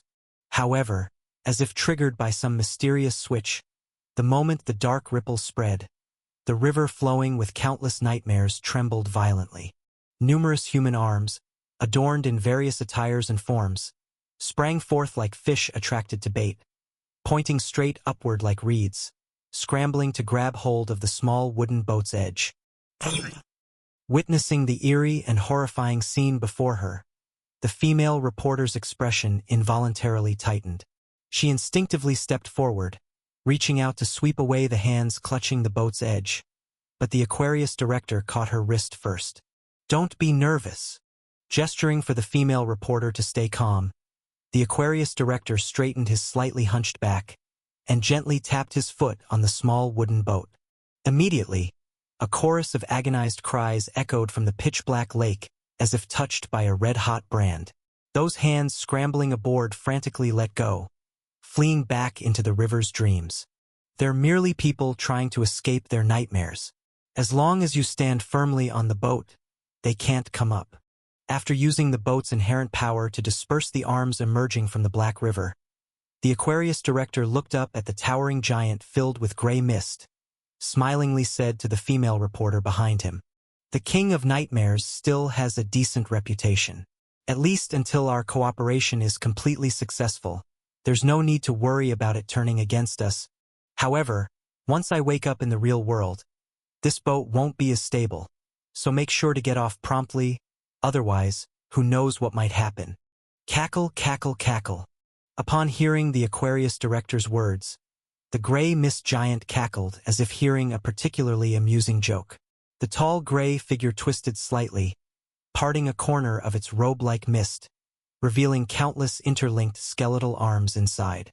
"You, when you were in the cleanup bureau, were truly disagreeable, ruining many of my plans." Lowering its mist-shrouded face slightly, aligning seeming eye positions on the two of them, the King of Nightmares laughed aloud. "However, after you defected from the cleanup bureau, I suddenly found you more agreeable. Whether speaking or acting, it aligns well with my tastes. How about it? Are you interested in settling in the dream realm and becoming my angel envoy from now on?" "I think I'll pass." Facing the sincere invitation from the King of Nightmares, the Aquarius director chuckled and shook his head. "I don't mind becoming a dream realm creature. But do you really dare let me become your angel envoy?" You're right, indeed I dare not." After pondering for a moment at the Aquarius director's counterquestion, the gray mist giant slightly nodded. "Your ambitions are too large. Even the cleanup bureau couldn't contain you. If you became my angel envoy in the dream realm, I'd constantly worry about any ulterior motives you might have, and I'd never sleep well. Forget it. Consider what I just said retracted. It's better we remain partners." "As it should be." Nodding serenely, the Aquarius director gazed into the giant's mist-wreathed face, calmly stated, "Furthermore, even though I've arranged for the Virgo Subbureau cleaners to be redeployed, the Scarlet Hair Lady doesn't lack assistance. The one named Leon beside her, a third-level cleaner with black hair and eyes. Remember to keep an eye on him, and it's best to deal with him early, to prevent any trouble." "A third-level cleaner?" Upon hearing the Aquarius director's instructions, the gray mist giant's form flickered slightly, somehow appearing in the Black River below the small boat. The enormous head, drenched by the Black River, lay silently on the stern, with the King of Nightmares' mist-covered eyes fixedly staring at the Aquarius director's back. Curiously asked, "He didn't lie. I'm intrigued. Is such a mere third-level cleaner really worth such emphasis?" "Absolutely worth it." Slowly turning around, positioning the female reporter behind him, the Aquarius director earnestly advised, The reason I've fallen to collaborating with someone like you is all thanks to him. Although Leon's power isn't worth mentioning, there's something peculiar about him. My advice is, when encountering him, never take him lightly, but don't be curious either.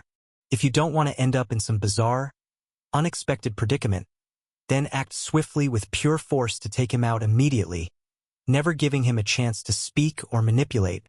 Is that so? Interesting. After hearing the Aquarius director's repeated emphasis at what seemed to be the mouth area on the gray mist giant's face, an inverted crescent appeared.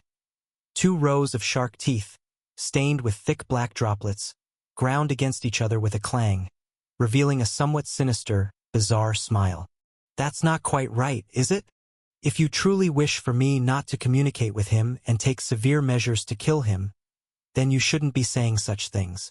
The enormous head drifted eerily around the boat, observing everything about the two on board. Then the King of Nightmares, with a somewhat icy tone, said, "The origin of dreams stems from one's own ignorance paired with curiosity of the world, giving birth to unfettered fantasies beyond conscious control. Curiosity is an inherent trait of all dream realm creatures. Yet, knowing full well that I can't control my curiosity, you insist on giving this advice. Now, may I assume that you actually wish for me not to kill him immediately, giving him instead a chance to turn the tables and kill me?" Chapter 451. Partners. I did mean that. Facing the cold questioning of the King of Nightmares, the Aquarius director laughed softly, openly admitting, "Although I am now defecting from the cleanup bureau, I was once a director there. Having opposed you for so many years, suddenly letting you in personally this time feels a bit awkward, so I tried to harm you a bit to atone, but you saw through it." Not completely. The blurred face faded away from the small boat and returned to its original position. The gray mist soaked in the black river water clung to the King of Nightmares' body like a drenched cloak, clearly outlining its emaciated form. After wringing out the gray robe soaked with countless nightmares, the King of Nightmares extended a withered arm, adjusted the mirror-like crown on his head, and then looked down at the two on the small boat, speaking in a haunting tone. "I am indeed curious now about that third-level cleaner who forced you to cooperate with me, what special trait they possess, but it's absolutely impossible for you to use him to kill me. I am immortal in the demonic soul abyss. Without you, the Aquarius director, even if all 11 remaining directors of the cleanup bureau came, they couldn't kill me. Well, as long as you have confidence." With an indifferent smile, the Aquarius director said, "Enough with the nonsense, aren't we going to start repairing my soul? Where should I sleep? On this boat. As long as you can fall asleep, you can sleep anywhere, but..." Glancing at the Aquarius director, the King of Nightmares tore a piece from his own robe, laying it flat over the black river, then smiled mischievously. "For the best effect, to fall into a deep sleep and wake up completely from reality, it's best to sleep on my robe. Would you like to come over?" "Why not?" Under the astonished gazes of the female reporter and the King of Nightmares, the Aquarius director actually stepped off the small boat, heading towards the gray robe on the river. "No. You can't." Seeing that he was serious, the female reporter hurriedly said, "The King of Nightmares' robe is also a part of its body. If you fall asleep on its robe, once you wake up in reality, the robe will become part of you. Even if you're not completely controlled, you'll be influenced by it. It's all right, we're partners." Under the silent gaze of the King of Nightmares, after lying relaxed on the gray robe, the Aquarius director said with a smile, "My goal is to repair my soul, so naturally, I want the most complete effects. Since sleeping on its robe works better, I must try it." Damn it, truly deserving of being a director of the cleanup bureau.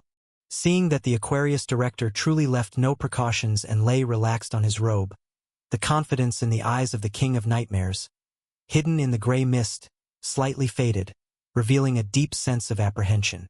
Since the entire process of exchanging dreams with reality to repair a damaged soul was under my leadership, with the Aquarius director coming willingly, as the conductor, it was natural for me to use some tricks. And the Aquarius director evidently understood this. Knowing that being meddled with was unavoidable, he was blatantly unguarded, allowing his soul to be freely manipulated by me.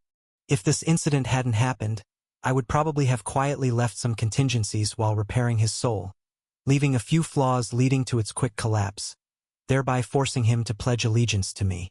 But now, with him willingly opening his soul, allowing me to imprint upon it, these petty means are unnecessary. To ensure the stability and usability of this tool belonging to me, I instead made an effort to repair his soul as thoroughly as possible. But someone like him could never truly submit to me, willingly being a servant. And the reason why he was willing to let his soul be manipulated by me was likely just one. He was sure I wouldn't survive, that the cleanup bureau would certainly eliminate me. After all, as long as the one with the imprint died, it wouldn't matter whether the imprint remained in his soul, right? In an instant, grasping the Aquarius director's intentions with my thoughts whirling, the gray mist giant couldn't help but snort coldly. Its flesh and skin loosely attached to the bone. Its hand clenched the air, causing the gray robe beneath the Aquarius director to wrap around him completely, sinking him into the black river filled with countless nightmares. At the spot where the Aquarius director sank, a dim, blood-colored dream slowly emerged on the pitch-black river surface, dark as the night sky. Belief, determination, death, regret, wailing, doubt, collapse, madness, emotions so intense that even the king of nightmares was startled by the purity, boiling a large section of the dark river. Immediately afterwards, a hand noticeably younger than the Aquarius director's, with smooth, firm skin free of age spots, reached out from the blood-red dream, gripping the boiling river surface tightly. Not bad at all. In a blue robe stained with blood, a young man with an expression that seemed to be crying yet smiling, and a slightly indistinct form climbed out of the blood-red dream. Under the complex gaze of the female reporter, he stepped steadily onto the small boat. I haven't felt this light in years. After moving his significantly younger body and looking at his vaguely translucent hand, the Aquarius director, who was only in his early 40s, nodded in great satisfaction. Then he smiled at the gray mist giant. Seeing as how you restored my youth as a bonus, I'll give you an extra tip. Based on my understanding of the cleanup bureau, the head of the Scorpio branch is very likely to be sent over. What?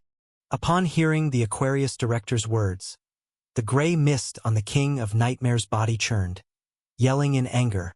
Why didn't you say this earlier?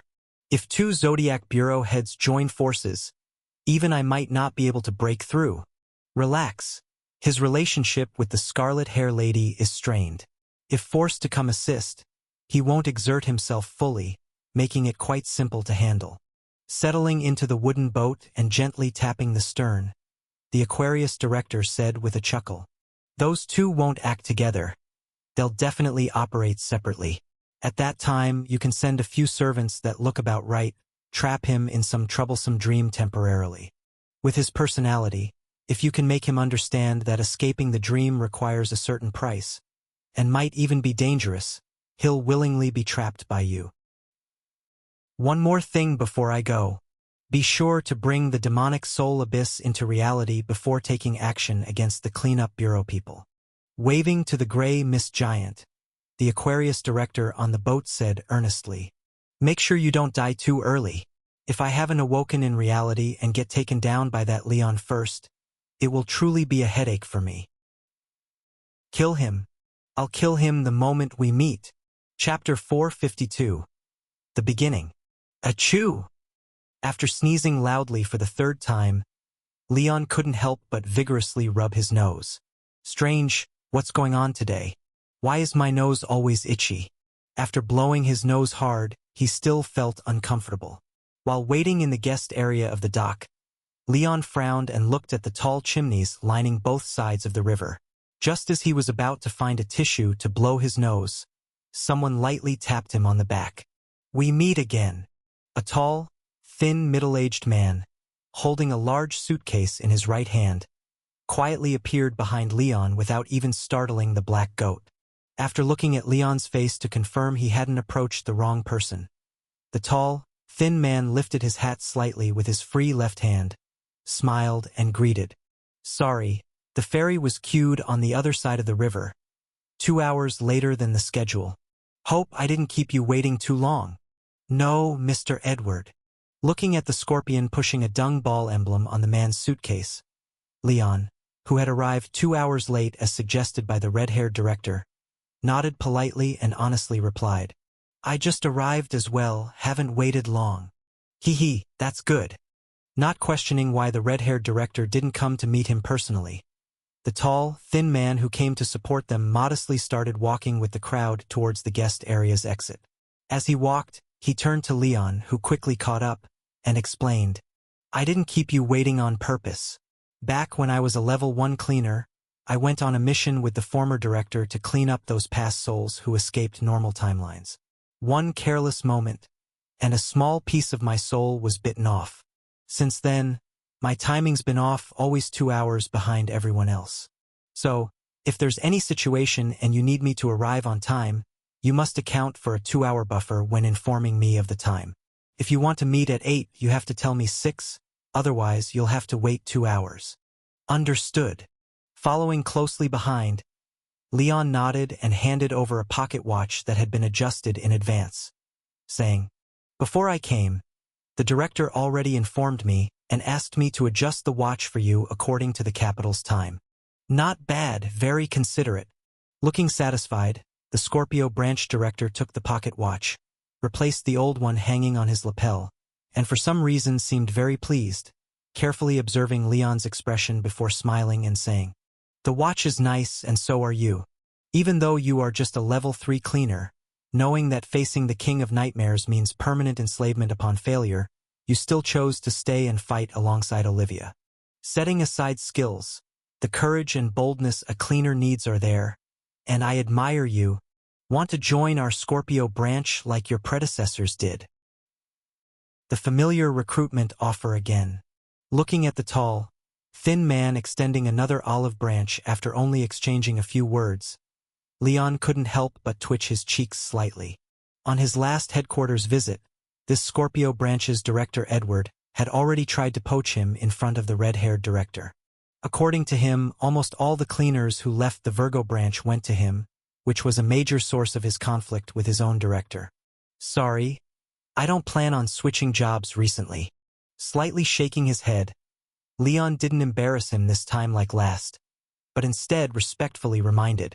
Also, when the hands on your watch reach around 9:30, it will be night here in the capital, which will coincide with the time when the demonic soul abyss and reality start to overlap. Please be ready then. I know. Hearing Leon mention business, the Scorpio director's smile slightly faded, and he adjusted his hat before holding up the pocket watch hanging from his lapel, glancing at the hands. A little over half an hour left. Have you heard about the arrangements post-demonic soul abyss arrival? Did Olivia mention them? Yes, she did. Seeing the clasped finger unlocking the suitcase, understanding that he was indeed prepared, Leon felt slightly relieved and answered. The director and the 3 board members at headquarters have applied for support. When the demonic soul abyss aligns with reality, the board members will relocate the headquarters to an appropriate place and project a quarter of the sun for 3 seconds, scorching the dream realm and demonic soul abyss. Once the sun burns a gap in the dream realm, the director will enter the dream realm and fully unleash Slaughter Bloodhair to intercept the dream realm creatures rushing with nightmares into reality, minimizing the impact of the King of Nightmares' arrival. You, on the other hand, will primarily defend reality, hunt the dream realm creatures she misses, and find the King of Nightmares after arrival, tying it up as much as possible. I'll inform the director to come over and assist you in intercepting the King of Nightmares. Simple and straightforward plan, but it's not bad. I wouldn't want to venture into the dream realm with her either. After hearing Leon's explanation, the tall, slim man snorted dismissively and then looked sideways at Leon, asking with interest, And from the sound of it, you mainly stay by my side to relay messages to her? Yes. Slightly tilting his head to show the red hair wrapped around his shoulder, Leon cautiously replied. The director gave me a strand of slaughter blood hair. If you successfully stop the King of Nightmares' arrival, She will sense the aura here and come over directly to join you in ambushing the King of Nightmares. I see. Then you better be careful. After hearing Leon's words, the pupil in the right eye socket of the tall, thin man, similar to Leon's in its deep black, eerily moved twice, then quickly lost color, turning pure white like the eyeball. Glaringly rolling his eyes at Leon, checking his body and soul, the tall, thin man couldn't suppress a smile, saying, according to the Bureau's latest classification, a level 3 cleaner's Leon value ranges from 1 to 10 points, a level 2 cleaner's from 11 to 30 points, and yours is around 7 to 8 points. For a level 3 cleaner, your skill level is decent, but to go further upward, it's insignificant. In front of the King of Nightmares, who exceeds 63 Leon value, you're no different from an ant on the roadside. Staying here is pointless. Heed my advice. Give me Olivia's hair, and go where you need to go. Extending his right hand to Leon, the tall, thin man calmly stated. Considering you've only been dealing with anomalies for a few months and are in a high-speed transformation phase at your current absorption rate, you could surpass 30 Leon value in 1 to 2 years, and surpassing 31 is level 1 cleaner territory. If you had no prospects, then death wouldn't matter, but you're still a talent with potential. Dying before fully developing would be a waste. Come on.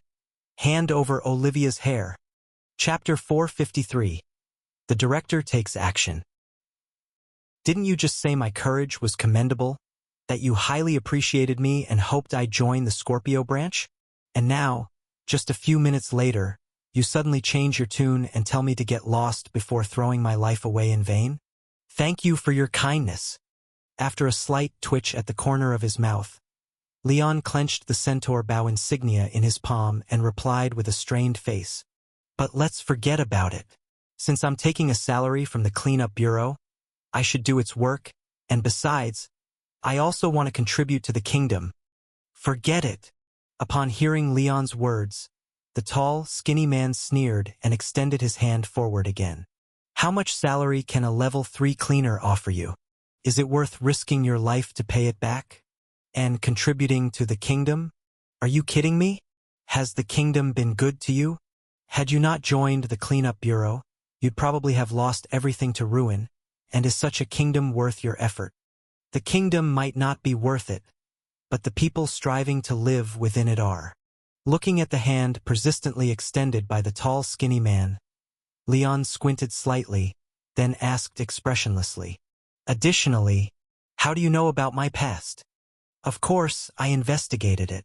The director of the Scorpio branch frowned as he heard this and then said with a bit of impatience, I told you, I'm very optimistic about your potential, preparing to pull you into the Scorpio branch, so naturally, I had to investigate you. Hurry up, don't waste my time. The demonic soul abyss is about to overlap with reality. All right, here you go. After taking a look at the director of the Scorpio branch in front of him, Leon squinted his eyes slightly, then reached out to suppress the red hair wrapped around his shoulder. However, crack! Amid the sound of dislocated and broken bones, a rough-jointed hand reached from behind and clasped onto the neck of the director of the Scorpio branch, twisting it fiercely like breaking a celery stalk, directly curving the tall, slender man's neck to a 90-degree angle. Subsequently, the corpse of the tall, slender man trembled slightly, and a hysterical, frenzied scream erupted from his chest and abdomen. But before the director of the Scorpio branch could finish screaming, the hand that had broken his neck plunged into his chest again, dragging out a writhing and screaming black little creature, and cruelly crushed it with force, instantly annihilating it on the spot. You really are useless. With a voice full of mockery, the world in front of Leon twisted slightly, and the familiar scene resurfaced. A tall, skinny, middle-aged man, holding a large suitcase in his right hand, silently appeared before Leon once again. But this time, the sun, which had been hovering on the horizon, had disappeared without him noticing, and the people waiting in the dock's waiting area were cluttered all over the place, having fallen asleep, leaving only Leon and the other person standing. And the dust-laden, tall, skinny man in front of Leon had lost the smile and appreciation he showed earlier. His face, with prominent cheekbones, full of contempt and disdain. You're a cleaner. Yet you got tangled up with such fragmented nightmares that slipped through? If I had been a bit later, you might have actually handed over your hair. How on earth did you survive before Aquarius? Alright, this feels right now. Watching the tall, skinny man in front of him arrogantly tilt his head, Leon couldn't help but slowly exhale. Back at headquarters, although this guy extended an olive branch to him, it was more about pleasing the director rather than valuing his abilities, and appreciation was absolutely out of the question. Moreover, he had even retaliated against him, forcing him to admit having interactions with the Aquarius director in front of the whole cleanup bureau, which had embarrassed him, so it would be strange if he spoke kindly to him. Mr. Edward. Leon found the pocket watch he had handed over in the nightmare from his pocket and, with a strained face, said, "You're late. 28 minutes later than planned. The demonic soul abyss has already begun to descend. Haha, the fact that I came to save you guys already gives the Taurus Pavilion enough face, and it hasn't started yet, right? Also, your watch is terribly set." Taking the pocket watch Leon handed over, the skinny man's little finger turned the winding stem forward by a third of a notch in disdain, before hanging it in the buttonhole on his lapel. "All right, let's go. The timing is just right. By the way, I don't have time to babysit you. You better stay awake at all times, or just get out of my way. I don't want to be stabbed in the back mid-fight." Shaking off the viscous black liquid on his hand from breaking the nightmare earlier, the skinny man's right eyeball turned from black to white, swept over Leon again, sneered disdainfully, then tossed the suitcase in his hand to the ground and gave it a hard kick. Click! Accompanied by the sound of mechanisms and springs releasing, a thorn-wrapped pale puppet crawled out of the open suitcase, its hollow eyes staring fixedly at Leon. Meanwhile, a shade deeper than the night quietly slipped into reality from the night's curtain after the sun had left. Then, the position originally occupied by the Milky Way in the sky was taken over by countless black and red speckled stars, and an expansive river formed from innumerable fragmented nightmares followed the original trajectory of the Milky Way, suddenly pouring toward the capital city that had fallen deeply asleep. It has begun. Staring at the nightmare river pouring down from the sky, Leon couldn't help but take a deep breath, and then squint his eyes in advance. Boom! At the moment the two worlds were about to come into full contact, a blaze of sunlight, not entirely full, pierced through the sky, momentarily holding back the descent of another world, torching away the nightmares almost covering the whole sky. But after sustaining only 3 seconds of brilliance, the sun, unrightfully appearing at night, dimmed away in the emulsion of the dreamy realm's shroud. The inky waters of the nightmare river flowed again, mingling endless dream fragments, merging with the capital city's equally black night sky, and rushing towards the countless sleeping beings below. The headquarters support ended. Next, it's up to the director to act. After the sun that stayed for only 3 seconds disappeared, Leon, his eyes watering from the glare, stared intently, watching a familiar figure unhesitatingly plunge into the overwhelming dreamy world from the enormous void scorched by the sun overhead. Soon, a surge of scarlet unfolded within the enveloping dream below. Tens, hundreds, thousands, 10,000. In less than 5 seconds, billions of soft and vivid red hairs directly spread a sharp world filled with the scent of blood between the nightmare-ridden night sky and the sleeping reality. Born from shadows, in gray robes, wielders of rusted scythes, the reapers, the raving phantoms in tattered prison garments, black steeds trampling on flames, millions of dream realm creatures surged along the nightmare-infested Black River, attempting to invade reality and feast heartily. Yet passing through that thin yet razor-sharp scarlet world, like tender tofu caught in iron wires, everything got instantly sliced and diced into countless nail-sized red fragments. Even terrifying creatures towering as tall as giant mountains had no power to resist under the fully spread slaughter-blood hair, instantly getting shredded, laying a horrifying crimson rain curtain over the slumbering capital city. Chapter 454. Beetles. Tisk, fierce woman. Looking up at the night sky filled with the fragments of dream realm creatures, the Scorpio bureau chief couldn't help but curl his lips, then gestured to the pale doll climbing out of the box. "It's your turn. check every dream realm creature she missed. Upon hearing the tall and thin man's words, the pale doll, who was staring at Leon, nodded, straightened its slender body awkwardly, and imitated the Scorpio Bureau chief's movement, looking up at the blood-colored night sky. Roar! Just as the pale doll looked up, countless tiny black dots suddenly appeared in the sky filled with sharp red hair. Even though the efficiency of the red-haired director's slaughter was astonishingly high, almost every second, tens of thousands of dream realm creatures were sliced into pieces as they passed through the red-haired net. Yet, the nightmare river seemed endless, continuously spewing out new nightmares.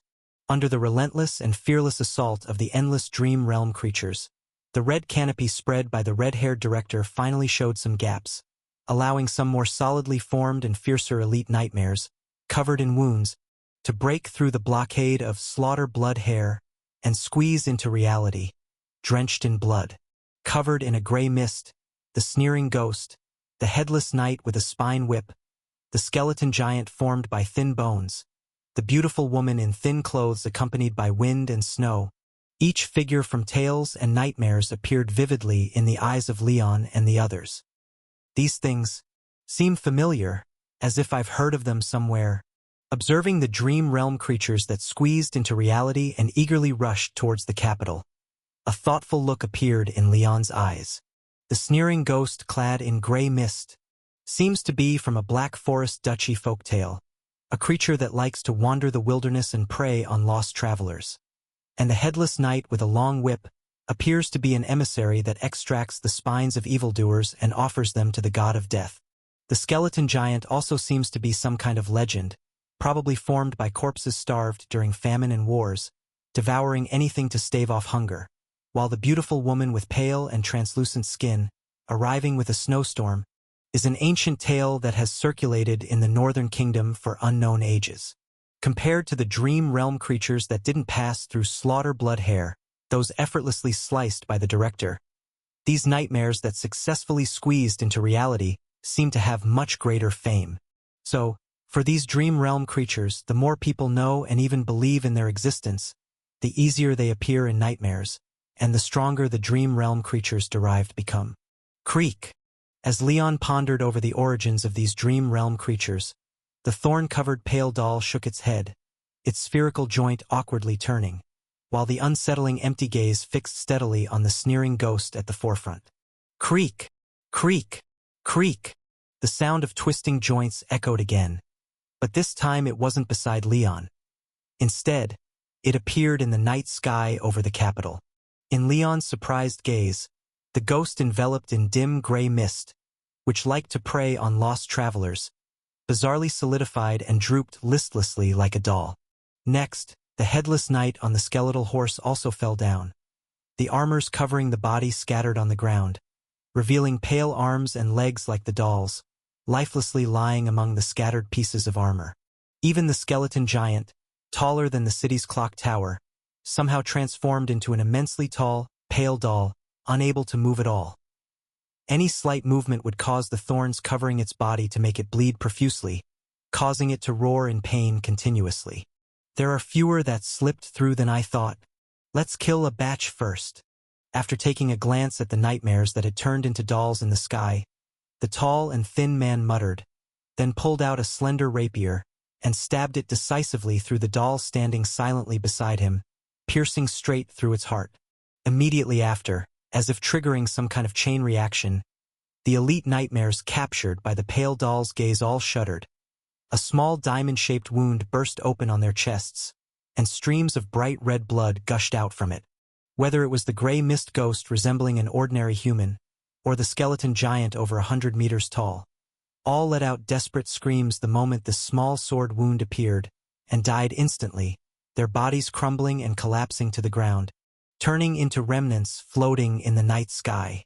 Keep watching, and try not to miss any. After advising the doll still gazing at the night sky, the Scorpio Bureau chief pulled out the rapier with a grunt and began rummaging through his box while still holding the bloodied rapier, saying without turning back, "Your name is Leon, right? That nightmare which found you before I came, what it said was nonsense. But it got one thing right. retrieving a head-sized bottle from the bottom of the box, opening it, and pouring out the black gold beetles inside. The tall and lean Scorpio bureau chief extended his hand to Leon. "Give me Olivia's hair. Then go where you need to. This is not a place for a rank 3 cleaner like you." After glancing at the steady hand before him like a statue, Leon couldn't help but look up at the sky. The bodies of the headless knight and the skeleton giant were still floating in the capital's night sky. And this time, the Scorpio bureau chief asking for hair should not be a nightmare in disguise. It's just, "Sorry, my mission is to follow you and notify the bureau chief once we find the king of nightmares." "Teske, then you might as well give me the hair directly? What use is a burden like you? These matters are beyond me, but I trust the bureau chief's judgment. There must be a reason she left me behind." "Heh, suit yourself." After casting a glance at the red hair coiled on Leon's shoulder, the director of the Scorpio branch distastefully curled his lips, then sped up, emptying all the thumbnail-sized beetles from the bottle, taking out a palm-sized mother beetle from the bottom, and adhering it to his chest. Hiss! Hiss! Hiss! After completing this set of actions, the scattered black gold beetles on the ground let out sharp screeches. After crying for a while, he reached out and tweaked the antennae of the mother beetle on his chest, causing the palm-sized solid gold mother beetle to start chirping. Immediately afterward, the scattered black gold beetles, as if receiving some order, quickly dispersed like a tide at the dock, each finding a slumbering human, even one crawling on Leon. Chapter 455. Exposed. What is this thing?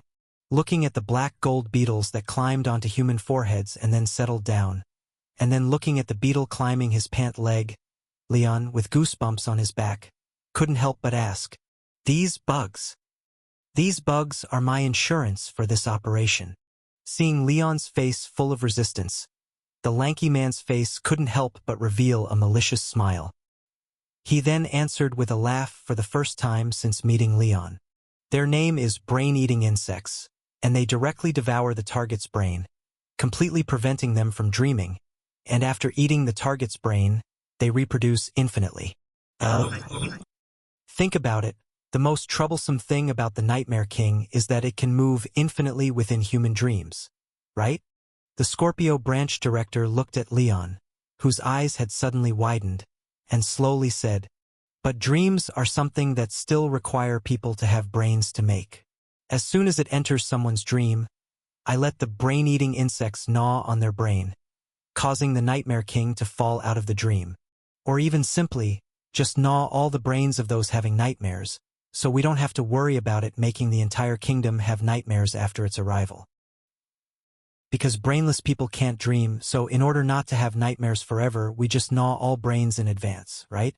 You are truly a little genius." After his cheeks twitched a bit, Leon decisively stretched out his finger and poked the black gold beetle crawling toward his head. Name: Dream Eater Mutant Shell, Dream Eating, Fission. Appearance: a strange beetle belonging to the Scarabaeidae family of the Coleoptera order, with a black shell like lacquer and brilliant golden wings. Abdomen patterns resembling the face of a screaming person, similar in size to an adult male human's thumbnail. Abilities: Dream Devouring, Fission Reproduction. Price: an anomalous item that can only be used once in a lifetime. After giving orders to the mother bug upon using the item, it equates to signing an irreversible contract. The user's dreams for life will be used as food to feed the Dream Eater Mutant Shell's mother bug.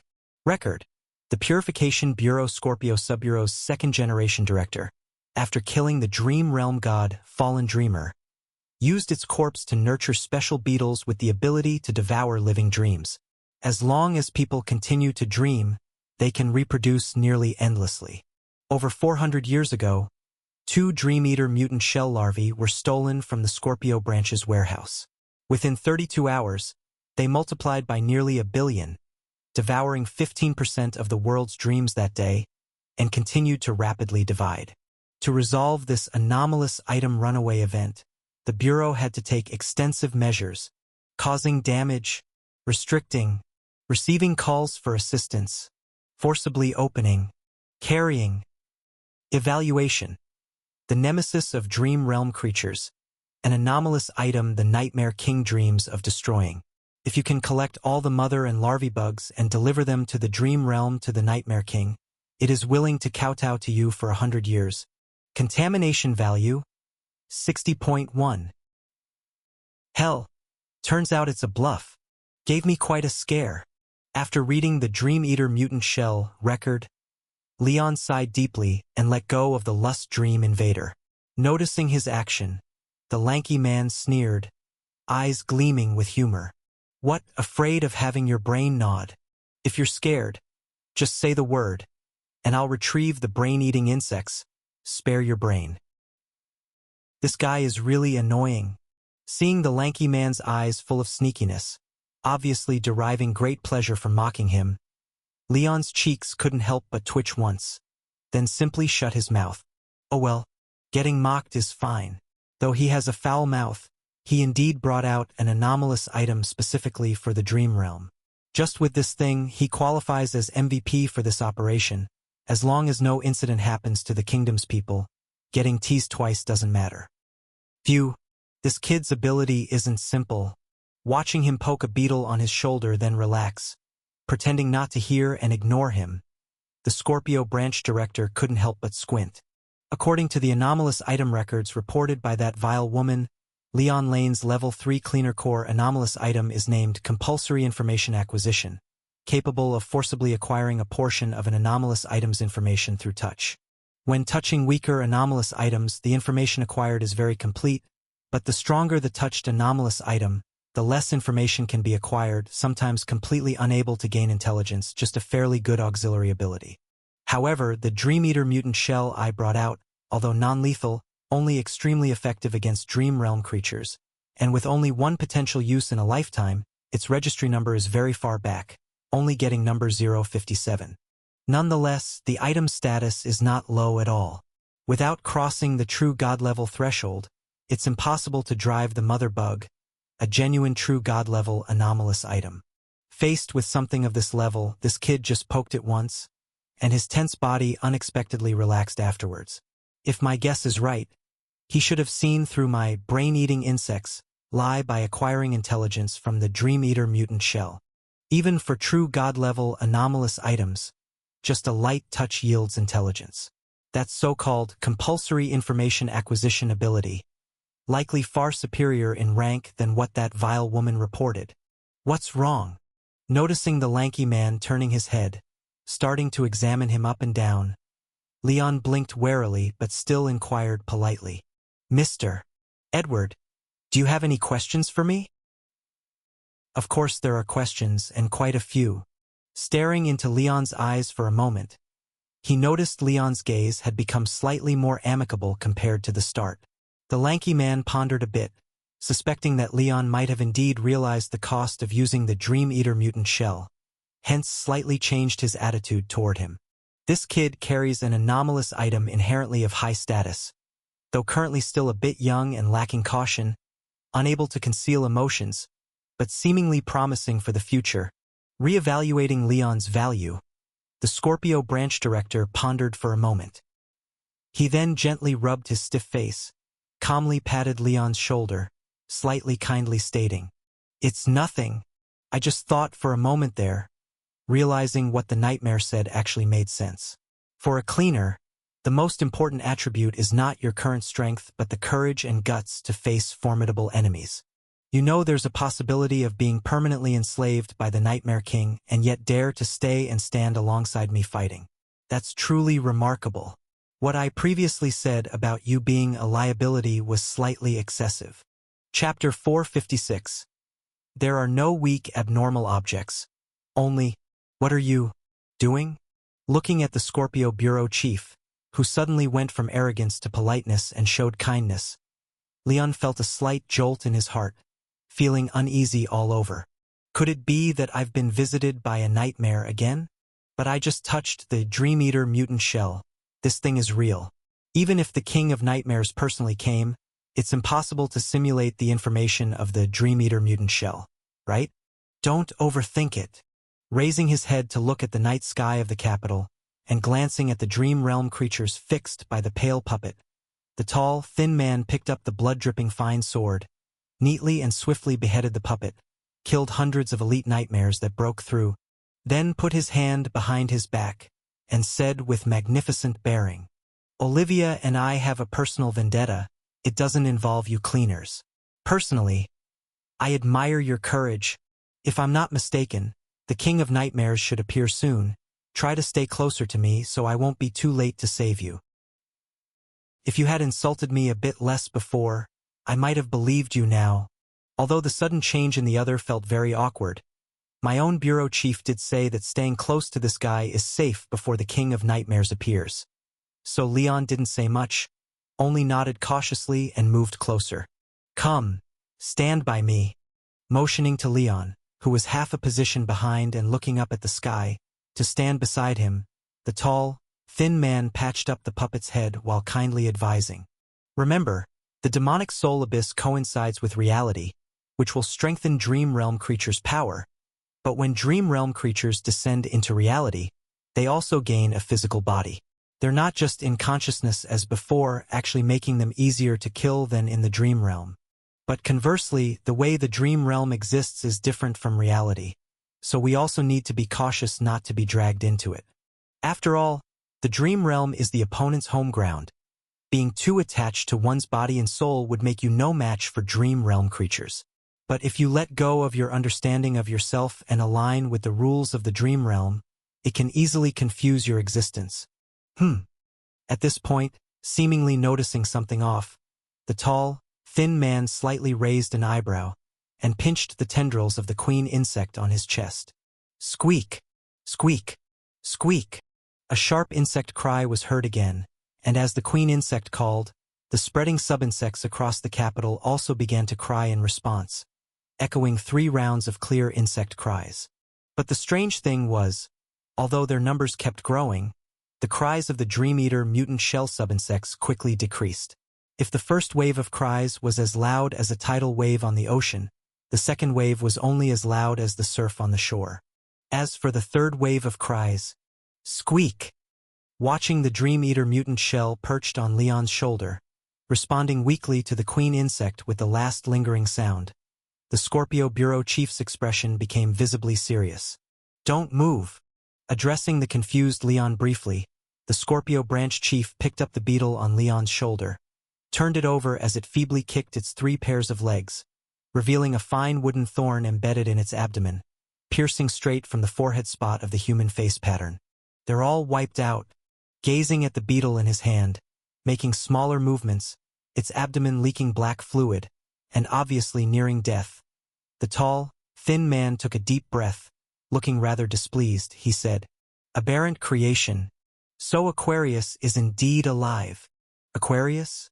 Upon hearing the tall, thin man's words, Leon's expression subtly changed. Then he reached out to lightly tap on the wooden thorn stuck in the insect's abdomen.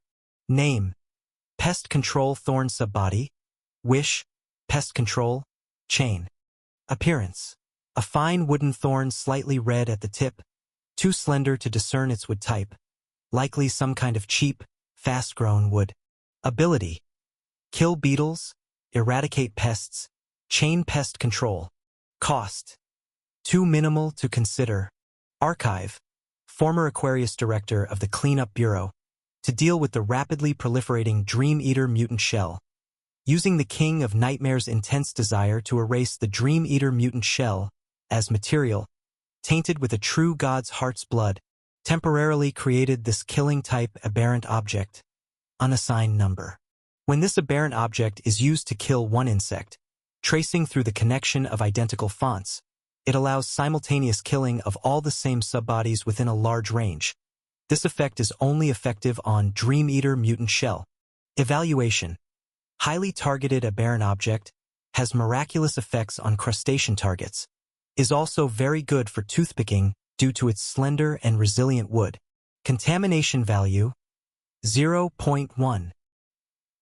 With a personal contamination value of 60 points, the Dream Eater mutant shell that once proliferated nearly 1 billion and caused the Cleanup Bureau headaches was killed off by a toothpick-sized thorn. After reading the intelligence on the Pest Control Thorn font, Leon unconsciously reached for his cufflinks, wanting to use the unfair snake pact to exchange it and make the Dream Eater mutant shell function normally. But thinking of the yet-to-be-exposed unfair snake pact and the overly cheap material of the pest control thorn, Leon released his grip and instead addressed the Scorpio Bureau chief. "Mr. Edward, can you save this last sub-body?" "I can save it." After glancing at the beetle that was more out of breath than in, the tall, thin man frowned and said, "But saving it doesn't serve much purpose. The Dream Eater mutant shell needs a certain time to proliferate to a sufficient number, and Aquarius has already prepared targeted aberrant items ahead of time. No matter how much these Dream Eater mutant shell proliferate, as long as he finds any one of the Dream Eater mutant shell subbody, all other subbodies will be killed simultaneously. This thing is no longer useful. Save it anyway," Leon insisted. "You've already given one order to the Dream Eater mutant shell mother body and can't issue a second one in this lifetime. To trigger the mother insect to produce controllable sub-insects requires 60 Leon points, so we might as well keep a few just in case." "That's true." The Scorpio Bureau chief nodded, took back dozens of still somewhat alive beetles from the surrounding slumbering passers-by, pricked his finger to squeeze a drop of blood into each, and then put the revived beetles in a jar and handed it to Leon. "Here you go. If you ever get hypnotized by a nightmare again, you can let them devour your dream to forcibly expel the nightmare. However, to prevent them from going out of control, I specially set a very short lifespan for this batch of grown insects. They only live about a week, after which they will die naturally. Don't forget this." "Thank you, I'll remember." Carefully storing the jar containing the Dream Eater mutant shell and putting away the pest control thorn subbody, Leon looked at the increasingly bloody sky above, then slightly worriedly asked, "Mr. Edward, how much longer until the King of Nightmares appears?" Chapter 457. An unexpected expected event. Soon. If Leon had asked this question 10 minutes ago, the tall, thin man probably wouldn't have bothered to respond. If he was particularly annoyed, he might even have thrown in a sarcastic quip or two to relieve some stress.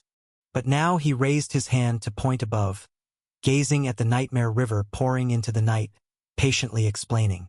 "Within the range of the demonic soul abyss, the King of Nightmares cannot truly be killed. It is quite a cautious type among the evil gods, generally not leaving the demonic soul abyss to avoid being eradicated by the Bureau. And the Black River of the Nightmare River is, in a sense, an extension of the demonic soul abyss. As long as it doesn't leave the range of the Nightmare River, it can infinitely resurrect even if killed. According to past records of the Bureau, once the waters of the Nightmare River completely spread out, providing a sufficiently safe foothold, that's when he will truly descend." Waiting for the river to spread out? After hearing the explanation from the Scorpio Bureau chief, Leon looked up at the surging waves of the night sky, still not grasping what extent completely spread out referred to. Just as he was about to inquire further, he suddenly noticed a slight chill in his hands and feet. Immediately, large snowflakes began to fall from the pitch-black, starless night sky of the capital, and the river channel not far away inexplicably started to freeze over. "Watch out! True elites are coming down, and it's more than one." Glancing at the dried-up river channel nearby, for some unknown reason, the tall, thin man with dry, cracked lips frowned, then kicked open the box at his feet again, took out a token and grabbed it in his hand. After pondering with a furrowed brow, he also took out a crown carved with a dog head and carefully placed it on his own head. Woof! The joyful barking of a dog sounded. As the Scorpio Bureau chief adjusted the dog-headed crown properly, a large dog with a thistle crown atop its head silently appeared beside Leon.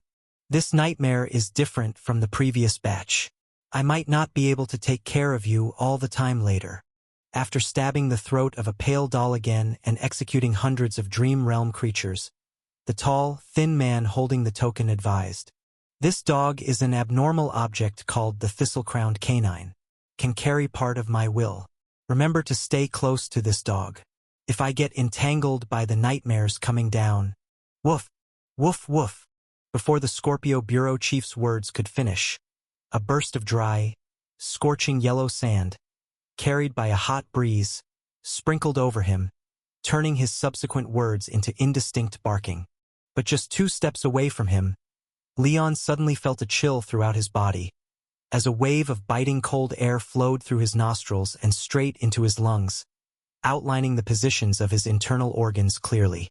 Immediately, the world before his eyes abruptly shifted from the guest area beside the capital's canal dock to a snow-filled mountain path. Except for glacial valleys all around, only tree branches, battered and broken by wind and snow, remained. Woof! If I get entangled, this dog can temporarily protect you. Finishing the latter half of the Scorpio bureau chief's words, the large dog with a thistle crown on its head looked around before continuing in human speech. Be careful. The nightmare targeting you should be based on folklore from the Ice Plains nation. Those foolish people believe the winter spirits will, during the coldest part of the season, transform into beautiful women with pale skin, enticing travelers into the snowstorm, thus freezing them to death in the deep mountains. And their deeply held beliefs appear in countless dreams, eventually manifesting as this nightmare. In terms of strength, it's around 30 Leon value points, stepping into the threshold of a first-level cleaner. Stay close to me and don't wander off, or it might be dangerous. Got it. Rubbing his arms, which were breaking out in goosebumps from the cold wind, Leon couldn't help but lean towards the warm-emitting large dog, then asked, "Mr. Edward, what's the situation on your side? What about these nightmares?" "Woof. My side also has nightmares of roughly the same level, but there are 6 of them. Green Tide Sea Monster, Forest Face Spirit, Plague Maiden, Blood Cattle Blue, Swamp King Serpent, and Dune Giant Worm. These 6 monsters seem to have been strengthened by the King of Nightmares, designed specifically to keep me occupied. They avoid direct confrontation with me, instead spreading their respective nightmares across deserts, oceans, swamps, and forests, constantly running." After recounting his encounter, the large dog scratched its chin with a hind leg, then continued sniffing Leon's scent while advising, "The 6 nightmares on my side are a bit troublesome. I'm not sure how the King of Nightmares handled it. Maybe fed them a lot of true god flesh, rendering them somewhat divine and a bit hard to kill. Hold on a little longer. Once I find them all and take them down, I'll break open the dream they are maintaining and come to get you. Damn it! Why does this worm run so fast?" If I guess correctly, I shouldn't count on him getting it done, but it doesn't matter. With my luck, thinking I could easily get through without a scratch by following him was never plausible. I didn't initially count on him being reliable anyway. After watching it suddenly leave mid-speech to scratch against a dead tree and lift its leg to start urinating, Leon couldn't help but sigh helplessly, then waited by its side for it to finish peeing while observing the valley before him. According to known information, this snow-filled valley is the nightmare realm supported by the Snow Woman's own power. In other words, he has been forcibly dragged into her dream. However, although the Snow Woman is the master of this dream, she is still a nightmare born of folklore, so she cannot act as she pleases like turning into an Ultraman or a Scion, but must adhere to certain rules, closely aligning with her own legendary tale. According to folklore from the Ice Plains nation, she does not directly attack travelers but conjures fierce snowstorms, using the cold to oppress the traveler's will, later employing deceptive tactics to coax them into stepping into the storm and freezing them completely. As long as I can remember this and quietly stay in a hollow or someplace, avoiding stupidly walking directly into the snowstorm, it's unlikely I'll encounter lethal danger, especially with the Scorpio bureau chief's dog around. Speaking of the dog, where did it go? Is it still not done peeing? And why am I bringing a dog into the mountains in a snowstorm? Isn't staying warm and cozy at home better? Could it be? Am I a hunter? Alright, what's my name again? Chapter 458. Holy shit. In the bone-chilling mountain valley, the snowflakes swirling in the air were growing larger by the minute. If Leon was even slightly careless, they would completely cover his footprints and bury his memories deep within the snowstorm. Almost there. Watching the young man frowning and pondering in the snowstorm, the woman dressed lightly, hidden within the snowfall, couldn't help but curl her lips upwards, revealing a captivating and stunning smile. After being dragged into the snowstorm valley, The cleaner named Leon didn't show any signs of panic. He knew she couldn't directly lay a hand on him, only lure him into the snowstorm to kill him. Hence, he appeared quite relaxed, believing that as long as he remained cautious and endured the snowstorm, he would be safe. But what he didn't know was that her truly formidable ability wasn't just stirring up a snowstorm in dreams but quietly erasing the dreamer's memory, just like how the snow covers a traveler's footprints. And memory is the essence of a dream. It's the foundation of blurred cognition. In a state of forgetfulness, no matter how powerful he originally was or how many terrifying anomalies he possessed, if he didn't know he had them, then in the dream these anomalies simply didn't exist. Once he lost his original memories, his defense against the Snow Maiden would drop to the lowest. If he really followed her deep into the valley, he would naturally collapse and die amidst the overwhelming snowstorm, succumbing to the cold and fierce wind. She might not even need to appear, as long as he forgot his identity as a cleaner and lost his beyond-average physical strength. In this frigid white world, why did he start a fire? And why did his clothes change? Mountaineering boots, a shell jacket, a mountaineering hat, a headlamp, goggles, a trekking pole, gloves. After checking his full set of equipment, Leon nodded in satisfaction. This seems much more normal. After all, who in their right mind would venture into a snowstorm with just an old autumn coat? That would be idiotic, wouldn't it? Am I an idiot? I'm not. So I definitely brought all my gear because going into the mountain with just an old coat is impossible. It simply can't be done. I'd have to be out of my mind to try that. I must have been groggy with sleep just now. As for hunting or something, that's even more absurd. I don't even know what a wild pig's footprints look like, nor do I know how to use a hunting rifle. How could I hunt anything? Clearly, I'm just a hiking enthusiast here for some mountaineering. Hiding in a sheltered spot, after finishing off a can of warm butter, Leon the hiker filled a handful of snow to extinguish the campfire beside him.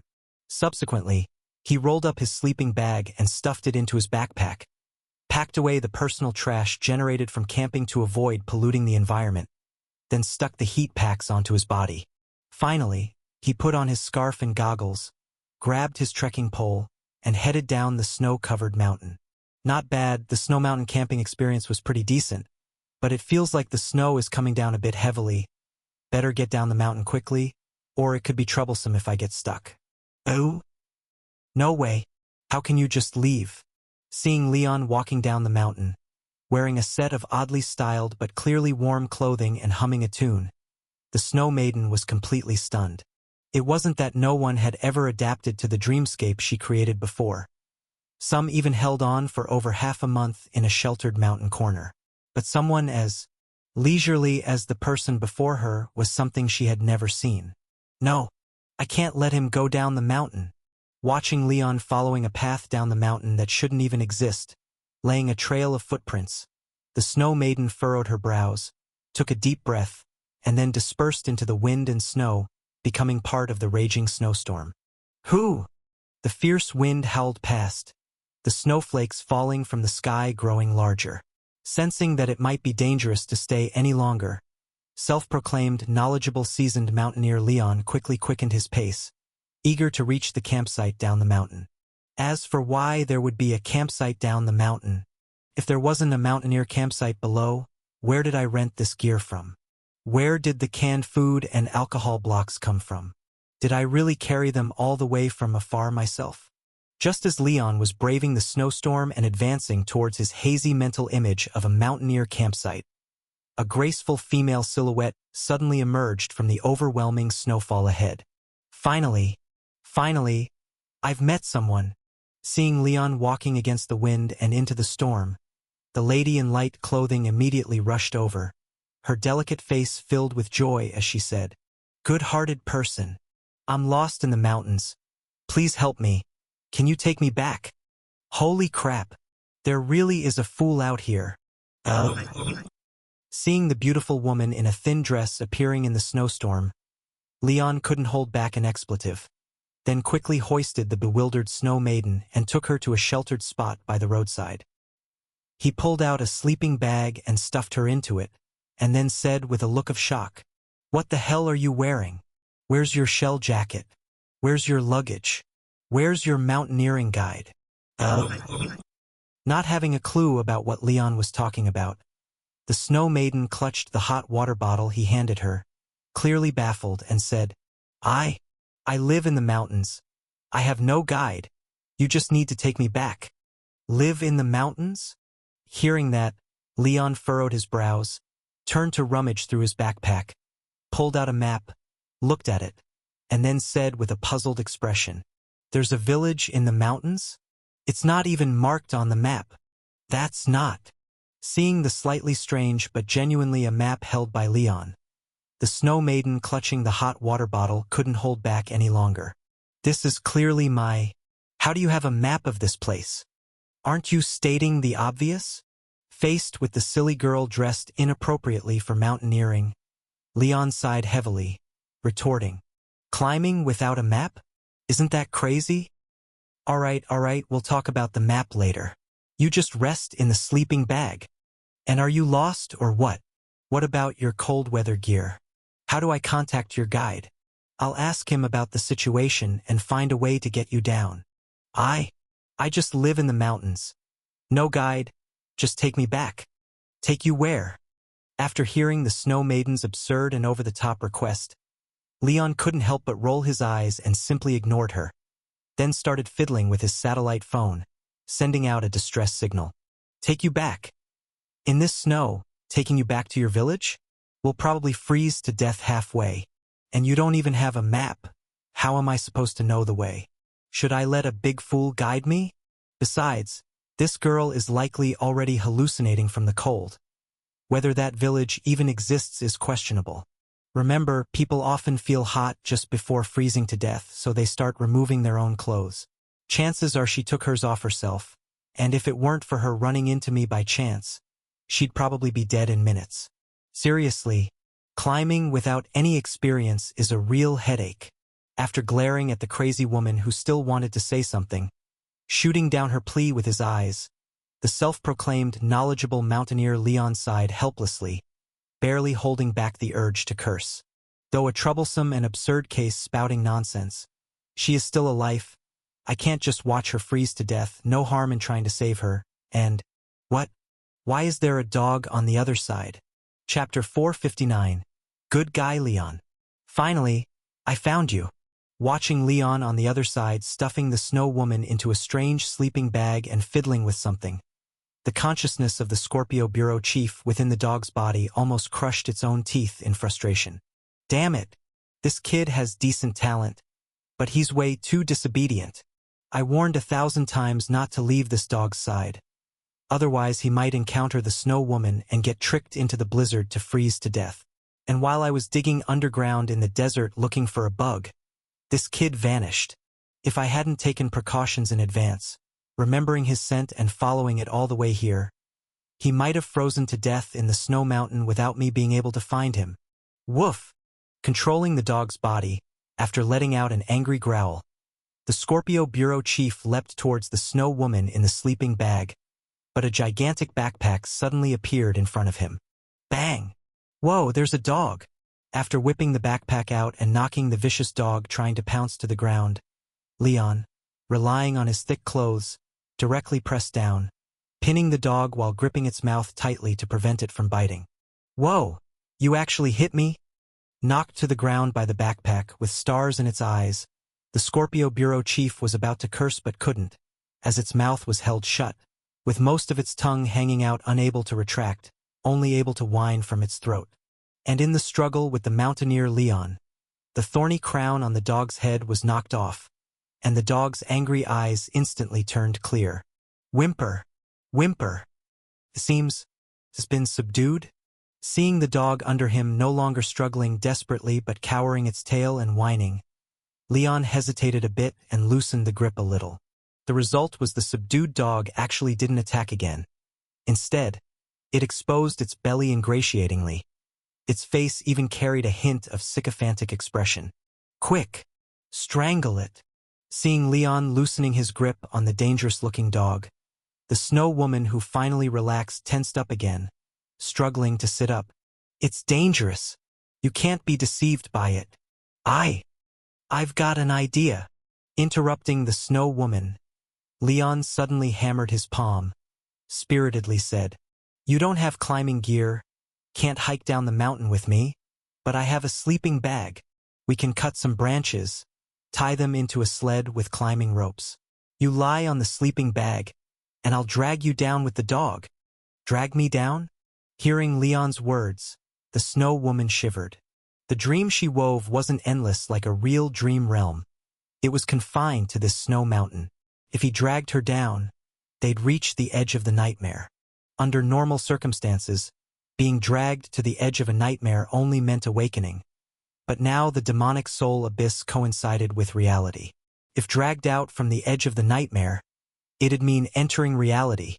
Unlike the nightmare of sea monsters, her physical quality was similar to a normal human female, vulnerable to freezing. Her strength was tied to this snow mountain. If dragged forcibly out of the dream, she'd really be at the mercy of others, and without the dream's protection might even melt into reality. No, no, no. Understanding Leon's intentions, the Snow Woman quickly shook her head in refusal. I remember. I have a guide. You can leave me here with a blanket, and he will bring people to rescue me. Oh? Your head's finally cleared. Seeing this silly woman not telling tall tales anymore, Leon nodded happily, then took out his satellite phone, adjusted the service provider, and queried. I searched for a while without any response. What's your guide's communication number? Let me see if I can establish a connection. Communication number? What kind of nonsense is that? Completely unable to comprehend what's in Leon's hand, but considering this is a dream, as long as it wasn't too irrational, the other party could fill in the details themselves. The Snow Woman paused briefly, then gambled, tentatively saying, 6. My foot. A global star number is supposed to be 12 digits long. Looks like this silly woman hasn't come around yet. Disappointed, Leon put away the satellite phone, tied the docile dog to a nearby tree with climbing rope, pulled it to ensure it couldn't escape, and went to chop trees with his axe. Seeing Leon finally leave, the ferocious dog bared its teeth at her again. The Snow Woman dared not linger, took a deep breath to escape through the storm. However, woof! With a soul-shaking bark, as her body partially merged into the storm, the Snow Woman trembled, forced out by the bark. With the loud bark, the blizzard within a 500-meter radius centered around the two people and the dog was blown apart, reducing to moderate snowfall. The killer, looking at the dog tied to the tree, growling fiercely but trembling from the bark, the Snow Woman felt like crying.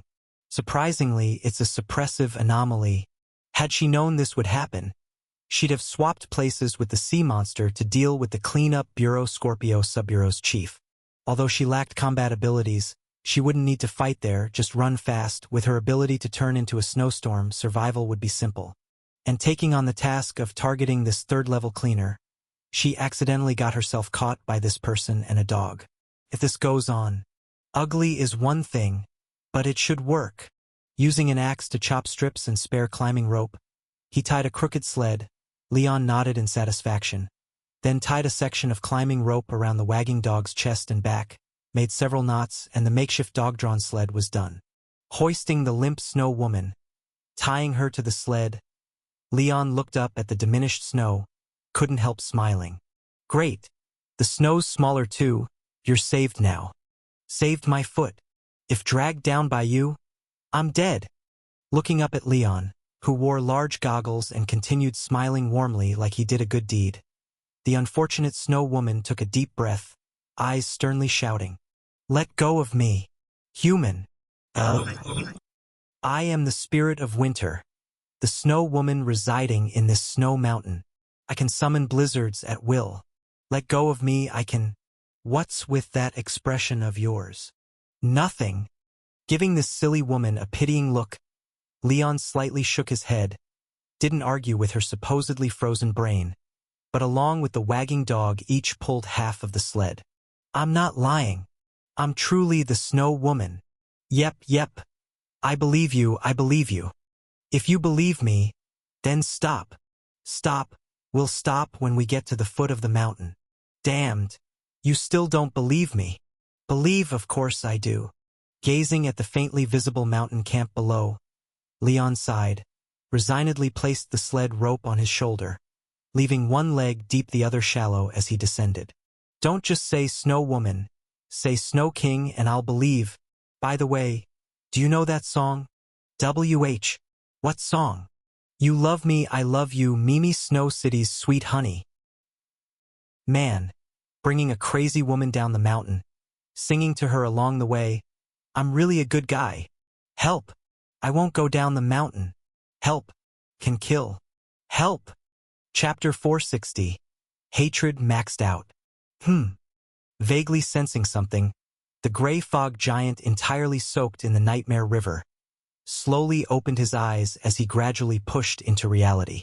Rising from the pitch-black river reflecting countless nightmares, the gaunt hand of the King of Nightmares slightly opened, extending sharp, hooked and twisted fingertips, slicing through the gray fog at his chest and abdomen as if cutting away flesh, firmly grasping a piece of pale nightmare in his palm. Is it the Snow Woman? Has she been dealt with so soon? The vertical crack in his palm opened, revealing hollow gray eyes, intimately sticking to the pale nightmare. After observing the situation inside, the King of Nightmare's gaunt face slightly frowned. In the pale-hued nightmare, the wild winds and swirling snow remained as before, yet the thinly dressed lady resembling a winter sprite did not drift elegantly through the storm as she used to. This snowstorm spirit, once appearing in countless northern human dreams, devouring lost souls, was now tightly bound by a strange demon with two horns on his head, being dragged down the snow mountain tied to a bundle of branches. And the ram-horned demon was humming a rather joyful and strange tune, wrecking the originally cold and murderous atmosphere of the pale nightmare, with the catchy weird rhythm inexplicably ear-catching and memorable. Even the thorn-crowned evil hound by the demon's side, composed of countless broken flesh, learned almost perfectly after hearing it several times, its barking faintly matching the tune. Just hearing the duo of demon and dog sing 2 or 3 times, the joyful melody bizarrely drilled into the King of Nightmare's memory, even beginning to uncontrollably spread into other somewhat related nightmares. Woof woof woof, I love you, woof woof woof. Sweet me. Whether it was the avalanche-destroyed mountain village, or the traveler frozen in the snowstorm, no matter the loss of loved ones in the snow or tragic ruins in the snow night, with the King of Nightmare's memory as a link, in a heap of nightmares slightly involving snow, regardless of circumstances, that joyful yet peculiar tune rang throughout, with the vague figure of the ram-horned demon happily humming the tune even appearing in some. What is this ghostly thing?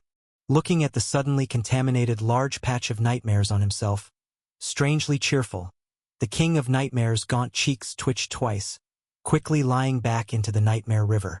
Under the repeated washing of the dark river water and countless nightmares, the eerie tune finally quieted down slightly, no longer wandering throughout the nightmares covering the King of Nightmares.